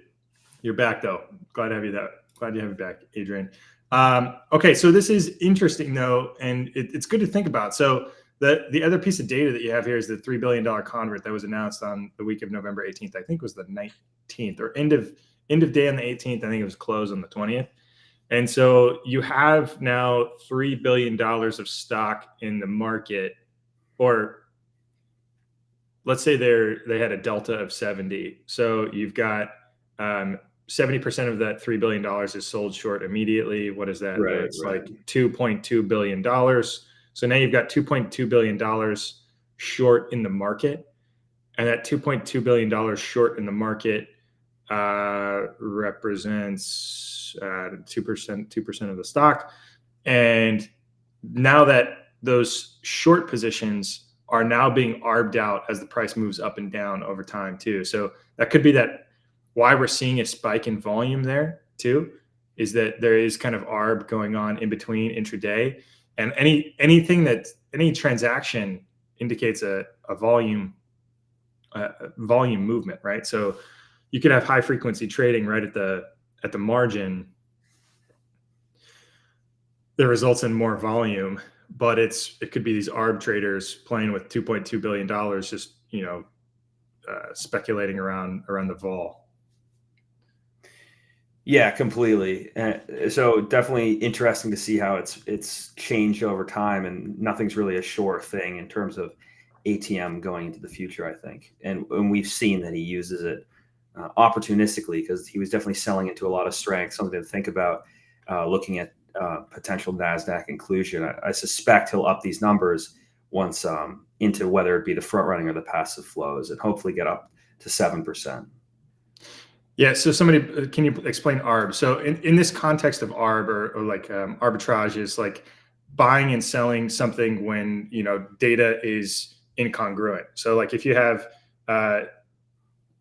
information in one system and the value is worth something over here and the value is worth something different over here, you sell over here for the value over here, and you do that back and forth hundreds and thousands of times to, I guess, arbitrage data discrepancies and computer potential discrepancies.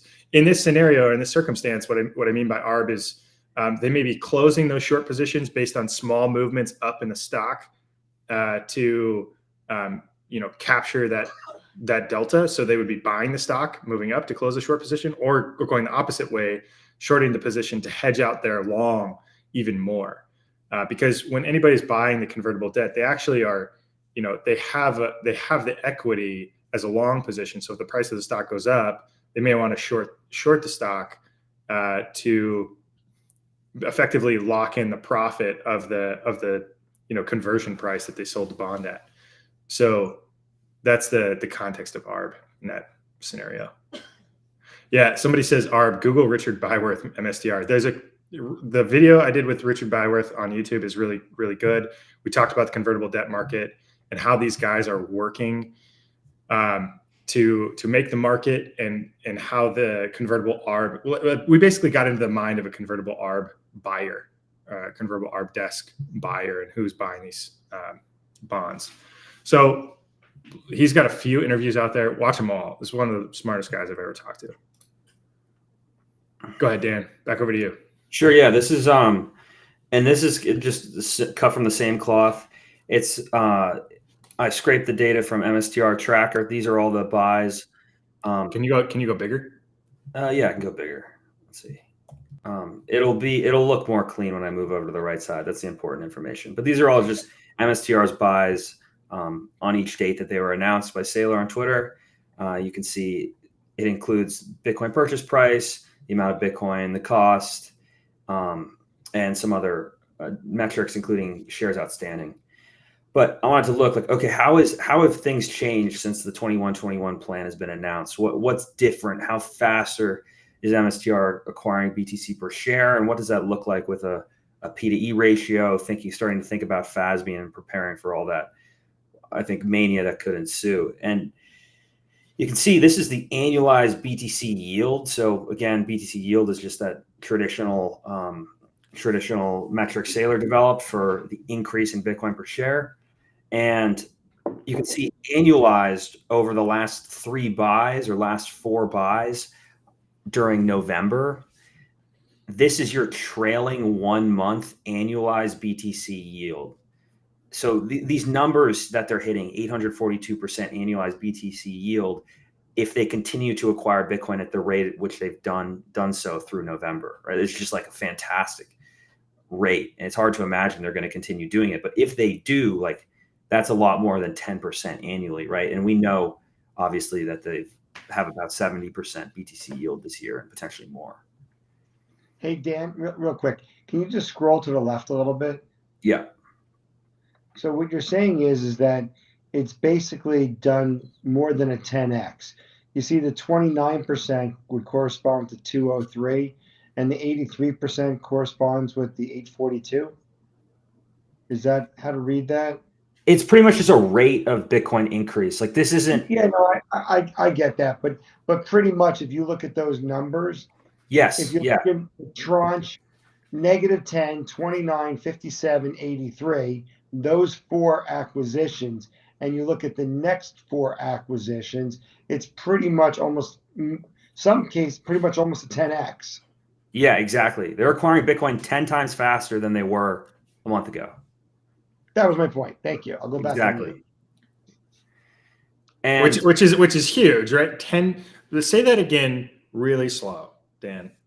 Well, I'll just say what I said. If you look at the last 8 transactions, right? You count 8 rows, and you just row 14 down to row 21, right? So you go 1, 2, 3, 4. You go from -10 to 83%. And then you go from there 203, 432, 580, 842. Those 4 rows. If you were to put them next to each other, there's pretty much a 10x increase. Obviously, the -10 is 200% or actually more, but it's a 10x gain in the rate of accretion. exactly. Accretive. Yeah. Exactly. Spot on. Right. This has Right, nothing right. to do really with. Awesome. Thank you. Yeah, and it has really nothing to do with the increase in Bitcoin price, right? This is just the Bitcoin they're bringing in, the new Bitcoin they're bringing into their capital structure. Then Right. So yeah. Right. So again, so when he was interviewed by the New Zealander, I don't remember her name. Somebody will correct me. What he said was he's able to buy a digital property in cyberspace and arbitrage the difference between that in, I don't remember, 48 hours or 3 days. He said that on the New Zealander podcast. And everybody's like, Yeah. oh, and how do you determine if you're smart in real estate? Go acquire billions of dollars. 5 years later, after you built the place and sell all the units, then you determine if you're smart. But what his test case here is, thank you for making the dashboard. That's what this is.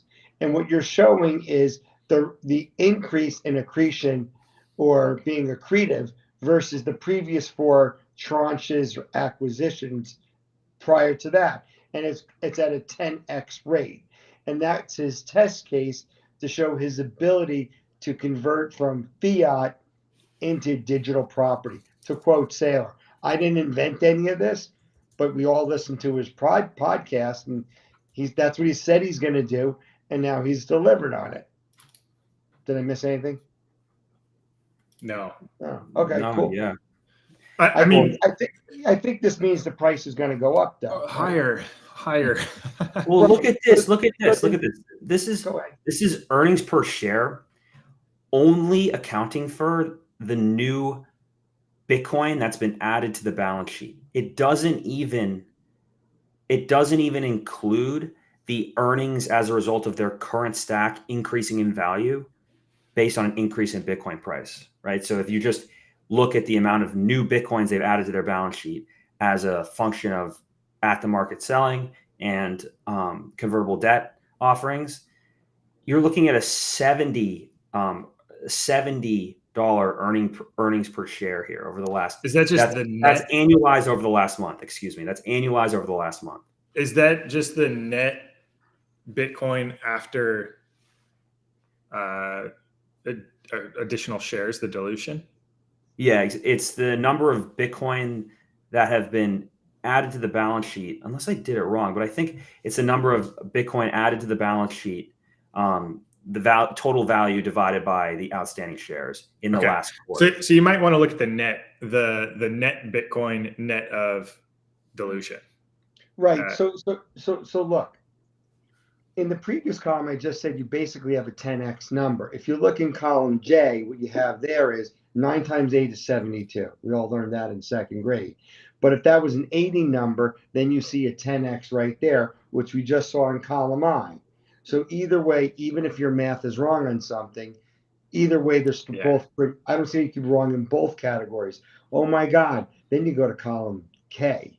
Column K is approximately, so what would that be? 6 into 100 is 13. Sorry, is 12. So what you're seeing right there is you got a 12 or 13x gain, and then you see the same thing in column L.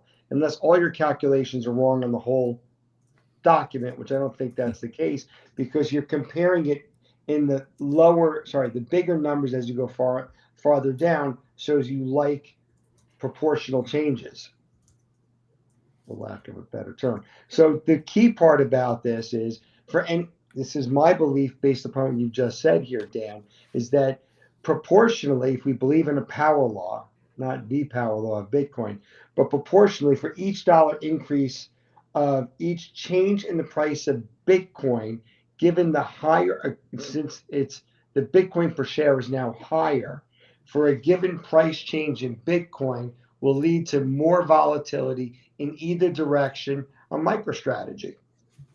Mm-hmm. That right?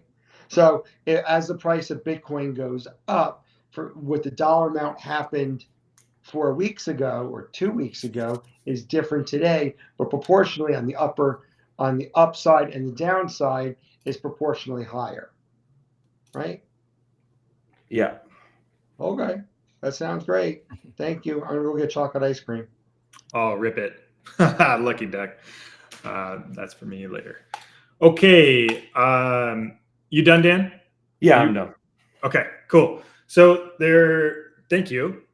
Appreciate your insight. I just did napkin math on while you're walking through that. I get to a similar number, right?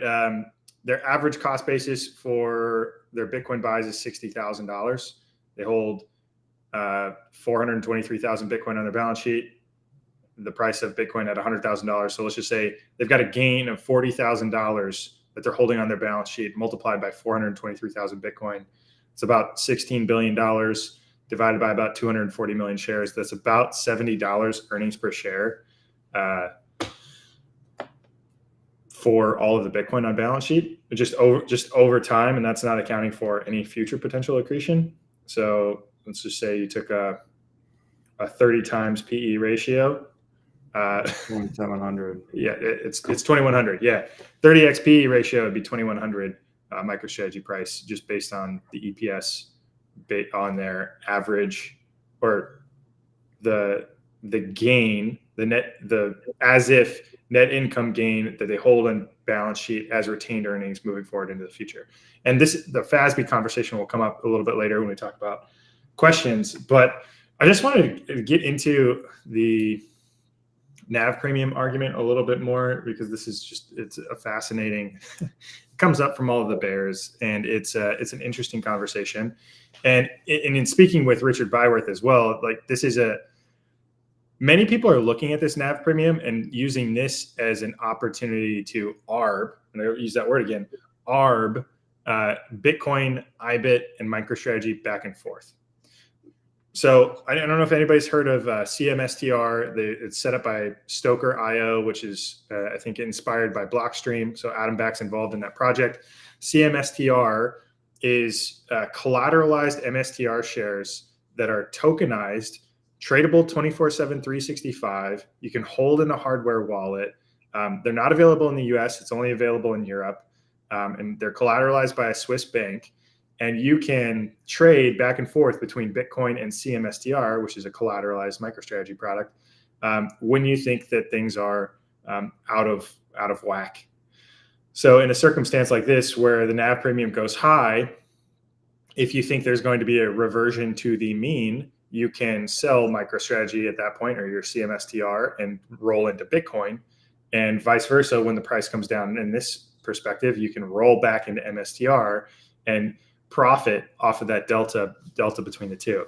So in my conversation with Richard Byworth, we think that this is likely going to be happening, and it is happening, and it's probably going to happen more often as this trade becomes more and more volatile, which many people are probably going to be surprised when it becomes more volatile. that people are going to be arbing this NAV premium back and forth between IBIT and Bitcoin and other products. So we will see a continue, in my opinion, I think we will see higher highs and higher lows, and we'll see this almost move like a stock in perpetuity, kind of grinding upwards as well. And a lot of people like to use the comparison of NAV premium or price to book, but you can compare price to book value for any stock. Like that is a metric that you can look at. A lot of people like to compare price to book value to insurance companies or banks. Most insurance companies or banks trade around like 1 or 2 price to book value. And they say MicroStrategy should trade at 1 to 2 price to book value. But they don't realize that insurance companies and banks are not sexy businesses. Like there's a reason they're at 1 to 2 price to book, because it's not a sexy business model. Their opportunity for outsized profit is effectively zero. Right, they're all operating on incredibly thin margins. They're running actuarial analysis. They're running on only making income off of their investments, and most of them are making underwriting losses. So I think it's a poor comparison to a company that's buying the hardest money on the planet and has more of the hardest money on the planet than any other company will ever have.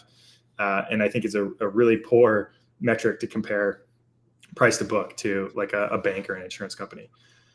So wanted to throw that out there. I think using or thinking about a MicroStrategy as a growth company, because as Dan had very clearly outlined, right, they've increased the speed at which they're acquiring Bitcoin much faster within the last couple of months. So fast even that Fred Krueger is on board and buying MicroStrategy, which is like I think a little bit of a mind bender for many people. So yeah, I think there's going to be people that are trading this. And the fact that the NAV premium is spiking higher, you've noticed that like even with these high spikes in the past, like almost everybody back in March, all the bears back in March said that MicroStrategy was overvalued and the NAV premium was never going to go back to as high as it was in March. Well, guess what? We're back, baby. We're higher. And even where we're sitting right now is roughly near what the peak was back in March. And we're seeing this kind of higher high and higher low circumstance that we see like with equities as well. I think we'll continue to see that happen as more passive flows come into the stock and are buying equity at the margin at any price. And all of the hodlers continue to hold and sit in this position because it makes sense long term. Anybody have anything to add there? No? Cool. All right. Going to the comments still ripping. Oh man. Mm-hmm. The Freddy pump. All your models are destroyed. I love it. Okay. And actually somebody just said this.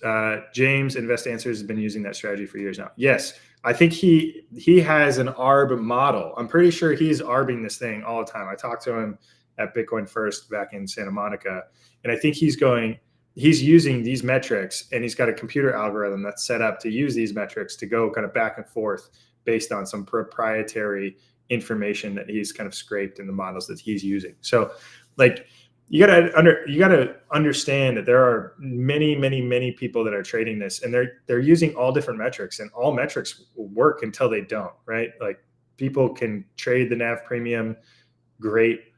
It may surprise to the upside if people stop trading the NAV premium, or if you have a new set of buyers that's coming in the door. There's so much game theory involved with this. It would be difficult in my mind. I'm sure you can train a model pretty closely to find some opportunity here, but could be difficult. Okay, I think maybe it's time. I mean, we're almost 2 hours in. Time to jump to some questions. You guys cool with that? Mm-hmm. Let's jump to some questions. Let me hide my screen. All right, perfect. Adrian's got to drop soon. We're gonna roll through some questions here. I think this could be good. So we posted on MSTR True North that we will be answering questions, and we got 114 comments. We're gonna roll through just a few. We're gonna roll through a few of these, and I'm just gonna go from the top. I think this is kind of as they came in. So we'll throw these out to the crew, and we'll tackle them, see where we go. So FASB adoption clarification regarding Q1 earnings and how they will be reported. Will it show 25 Q1 BTC unrealized profits, or will it show the entirety of unrealized gains since the BTC treasury strategy?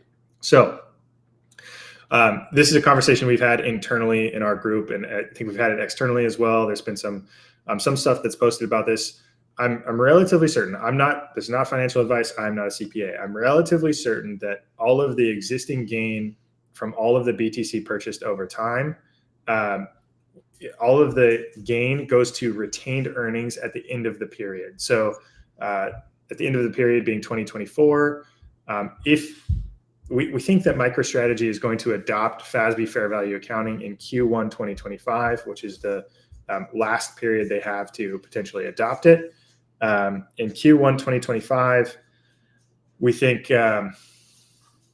hold on a second. So in Q1 2025, we think MicroStrategy will adopt FASB fair value accounting. At that point, any gain that happens during Q1 of 2025 is added to, it effectively rolls through to net income, any gain and loss, right? So this could go the opposite way as well. So if the price of Bitcoin at the beginning of the period is 150,000, and at the end of the period, end of Q1, it's 125,000, it would be a $25,000 loss multiplied by the entirety of their Bitcoin holdings.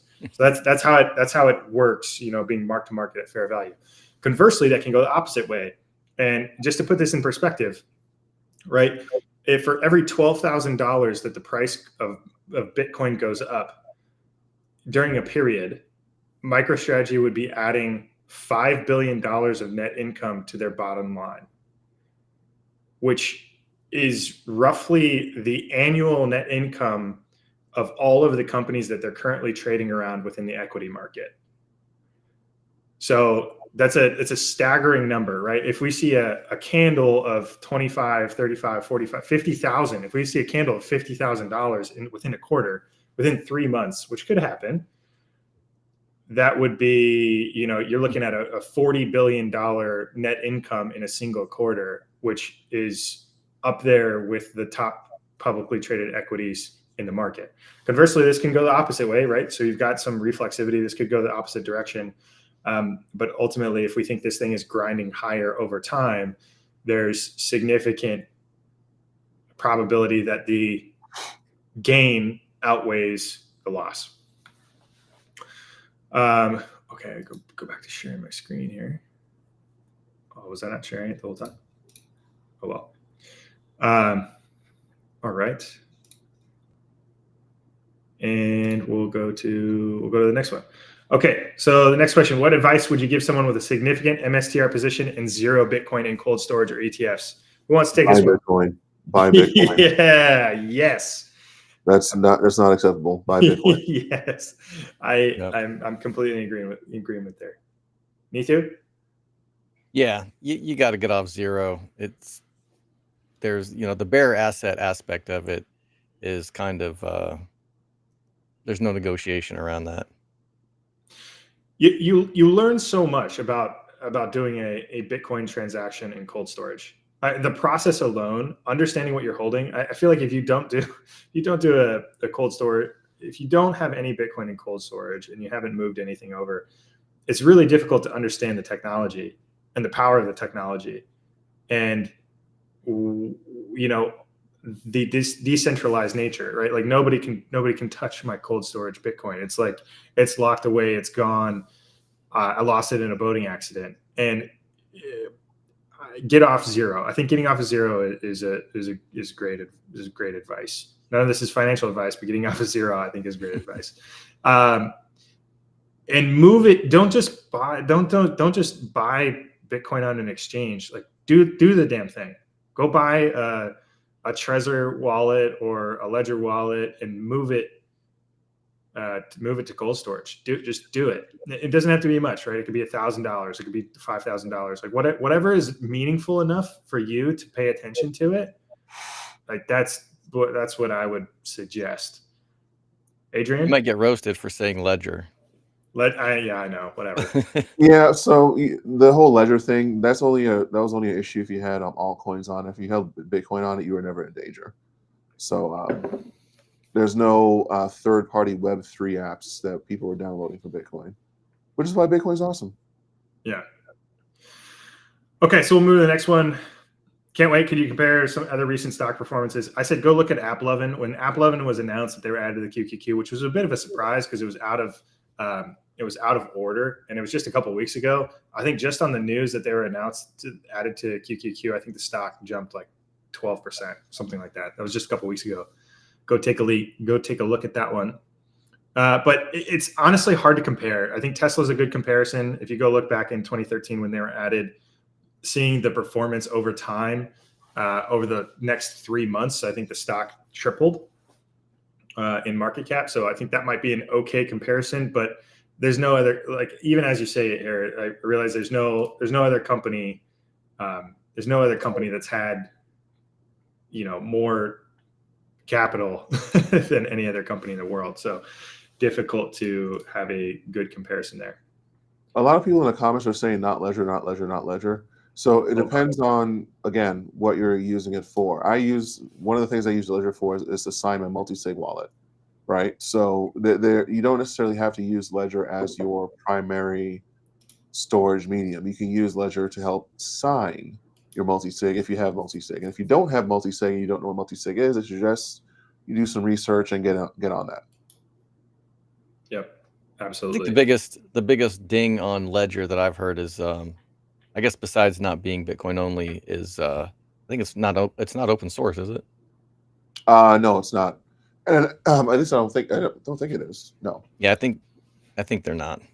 And the other thing is that they had this service that allows them to recover your lost keys or whatnot. And people were trying to say, oh, they're hacking your Bitcoin or they're tracking your wallet or tracking your keys. No, it's a service you have to sign up for and pay for, I believe, in order to do that on Ledger. So I think a lot of people need to just chill.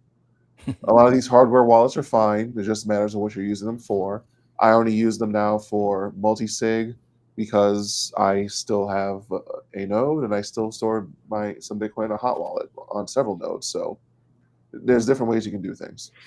And the other thing is, if you're going to do single sig or multi-sig, and that's a whole nother rabbit hole getting into.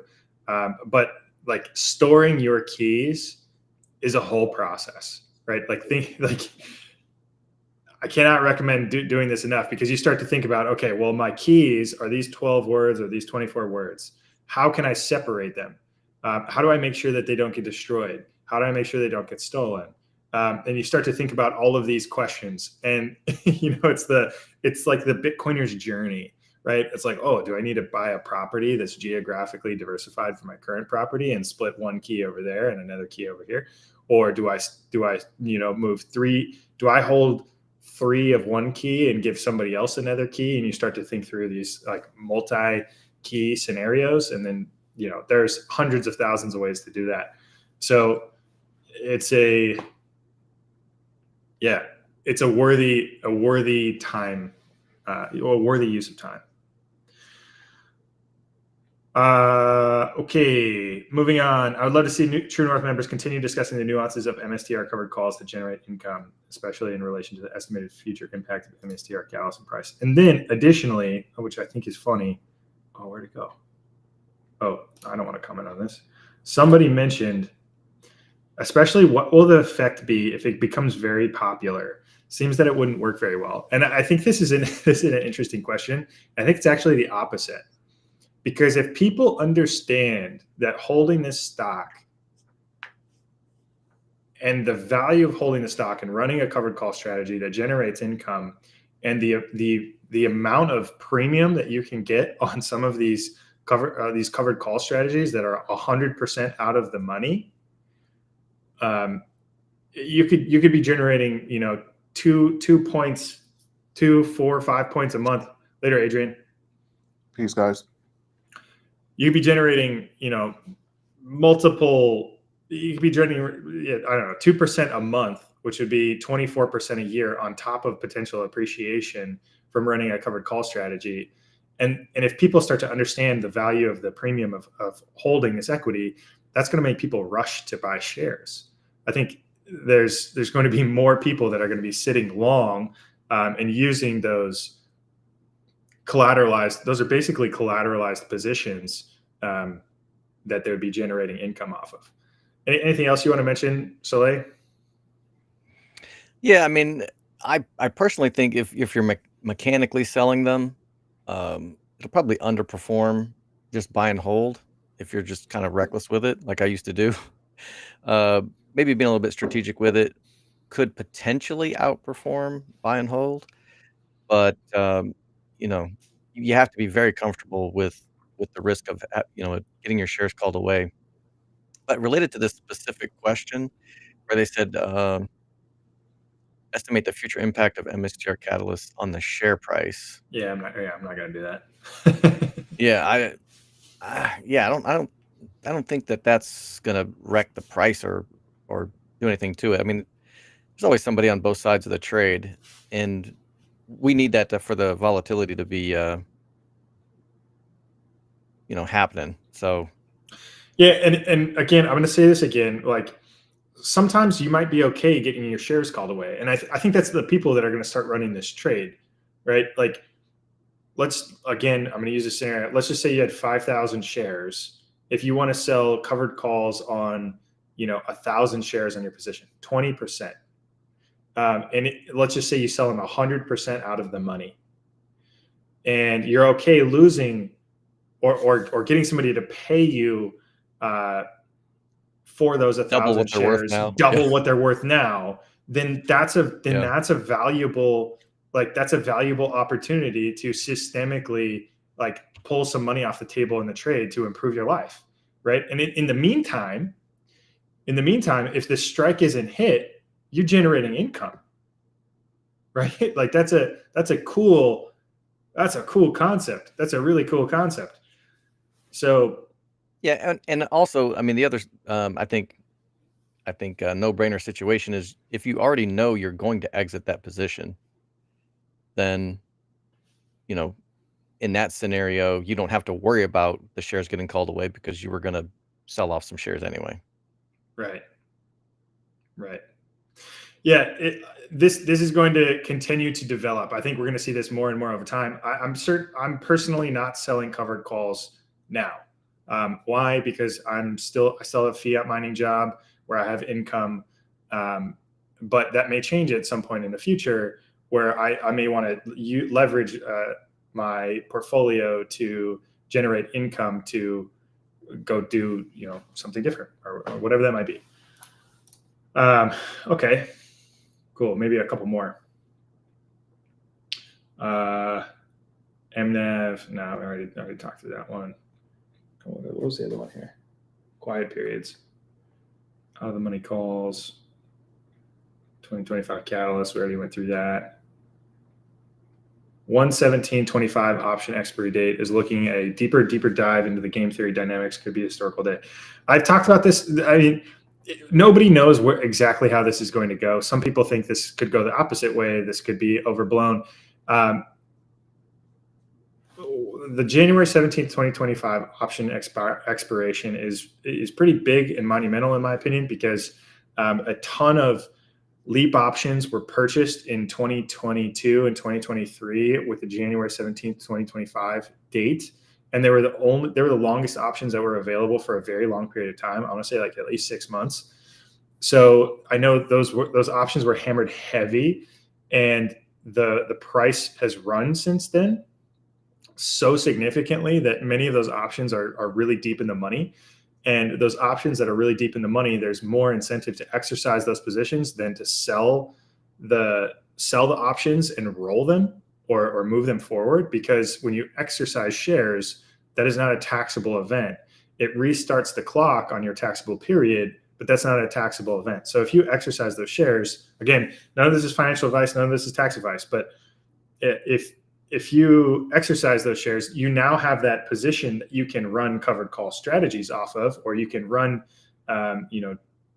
you can start to generate yield, and the opportunity cost of capital of using that elsewhere just doesn't personally make sense to me. So I know there are many people that are thinking very similar to me in that if you have deep in the money call options, there's incentive to exercise those as opposed to sell them. so you can continue to leverage that position into perpetuity. So I think that Wall Street might miss a little bit on how many people are going to exercise these positions as opposed to selling them. Now, everybody's going to say, oh, these market makers are fully hedged on those positions. They have enough shares that if people exercise, they'd be able to deliver the shares. And I'd say that that's probably true, but there's not regulation on market makers, so we don't know exactly how hedged they are. We don't know if they are 100% hedged. Nobody knows, right? Like these market makers could potentially go out of business, and they're trading at the margin on all of these trades into perpetuity, and they're taking probabilistic scenarios of equities going in the money on all of the option periods, on all of the strikes across the entire options curve, and they're taking all of those dates into consideration about how many shares they need to hold to cover their ass on their position. So there's a lot of data that goes into consideration I'm pretty sure there's a lot of data that goes into consideration on how hedged those positions are. And all of those market makers, there's a dozen of them, may do it a little bit differently. And additionally, like if you have a really deep in the money call option, let's just say you have a $50 strike, and you have a $50 strike, and the stock is trading at $400. You got two options, right? You can sell the option, and there's an option buyer that's going to buy the option back from you.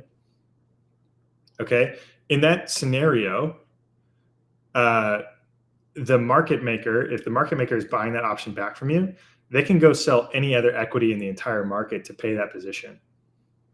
So like they don't need to change their hedge position at all.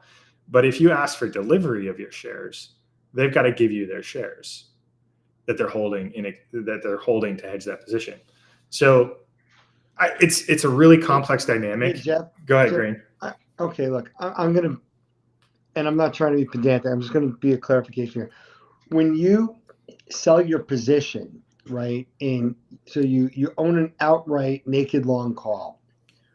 When you sell that position, right, you sell to close, it's not actually being sold. What's happening is the market maker will simultaneously close their delta hedged position against that. So everybody's always like, there's always a person on the other side of the trade. No, you're trading against the market maker. Now what happens is Jeff wants to have these shares delivered, and he says, nope, I'm going to go to the end. I'm going to exercise. I want the shares. So the market maker doesn't have the shares. Now they can go run out and go have to buy it immediately. Or what they can do is they can come to me and they could I could loan them my shares, hypothecate the shares. And what the market maker does is borrows from the people that have a lot of shares. I talked about this before. So I loan those shares to the market maker, which then credits that to Jeff's account. So Jeff's like, oh my God, I have these shares. And what the market maker then does is they wait over the next few days, hopefully for the market to drop in order to buy. And why would they do that? They may pay me 20, 30, 40% annual percentage rate, which is cheaper than buying the spot price. But that's where you can potentially get the so-called gamma squeeze, where it just can't be done. There's not enough shares that they could borrow from me, and then they become buyers at any price. So that's the difference that happens, is that if we see going into January 17th, correct? Yep. If we see on that Monday of the week or Tuesday that MSTR starts getting loaned out, and I'll see it, or anybody that does hypothecation will see that. And that means what they're trying to do is borrow those shares in order to get anticipation of having to deliver them on Friday. And so I'll see that, and anybody that does that will see that information. Yeah. It's good to follow the hypothecation numbers. Like how much are shares being rehypothecated? What's the rate that they're paying for those? So sometimes it's low. That rate will change on a daily basis, and it's usually on a fixed daily basis. So we'll see what happens, and that rate can get absurd. So with that, I hope it happens, and we'll see how this plays out. Yeah, and that's where all the confluence of factors really comes into play here, right? It's everything happening at once, which is very similar to, I guess, like what was going on with Tesla in 2020. Like everything is happening at once. Like the gamma squeeze for Tesla in 2020, they hit profitability. They had record number of cars being delivered. They were getting included in the S&P 500. Everybody was trying to short the stock down, but you had huge passive ETF flows that were buying the shit out of the stock at any price. And you had everybody who knew how dangerous that position was. And then the stock ripped higher, and you had this kind of continuous, so they call it the infinite gamma squeeze. I mean, we could be back in it here in the Tesla environment, just looking at the price of Tesla today. Yeah, so I want to chime in with Smoldemort. Grain is somewhat wrong. The shares are the last thing the market makers will touch. Every ETF with MSTR can also be used. Only the shares that are allowed to be, only that opt in to the hypothecation can be loaned. It's not, and if a ETF issuer was to do that, okay, on that shares, that would probably violate that ETF agreement. So it's unlikely that that is capable of that happening. And if someone thinks that I'm wrong, they should post their data on hypothecation or the place where it says that it can actually be done. But with that said, I'm going to jump off over here, and this is my closing line. 1 week from today, we'll have another one of these calls. Is that correct, Jeff? That's right. Every Wednesday. Right. And on that day, the price of MicroStrategy could be maybe double the price of what it is today. Could be. Maybe 50% higher. So I can't wait until next Wednesday. I will sign off with saying this. If on Monday and Tuesday of next week, you make life-changing money, right? I think that is an awesome scenario to be in. And if you pay taxes, so be it. I think that paying taxes, it means that you made a profit. And if you don't like paying taxes, don't sell, right? And then you don't get the money to actually spend. So, and then there are holidays coming up, and maybe it's a good thing to buy presents for people. Just saying maybe. Anyway, have a great night. Thank you for putting this together, Jeff, and we all stayed on really late. And take care. And next week we'll know where we stand. Take care. Absolutely. Buddy. Yeah, next week we'll know. Thanks, Grain. Sure. Yeah, I appreciate it, everybody. I think it's a good time to wrap up. Thank you for joining episode 10. I think the price of MicroStrategy even kind of ran in after hours there. I think it went up to like 415 or 417, back to 414. And we have 13,760 viewers. So thank you to everybody that has taken the time to watch and, devoted your Wednesday night to this. I can't believe there's 13,000 people here. That's crazy. And we'll continue to talk about MicroStrategy because it is the most exciting thing happening in all of finance right now. And I can't believe that people are just ignoring it and paying attention and writing scathing articles about it without having any understanding of what Bitcoin is. So this is going to be the most hated rally of all time. Please continue using the bear sighting, TN bear sighting. We'll do a segment every week with bears. We love them. Share them with us. Hit them with memes. It also confuses them, which makes it even more funny because they're like, what are all of these bear things?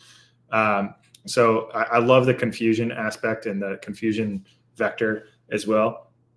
A lot of people asked about the merch website. The merch website is the HODL shop, the HODL shop.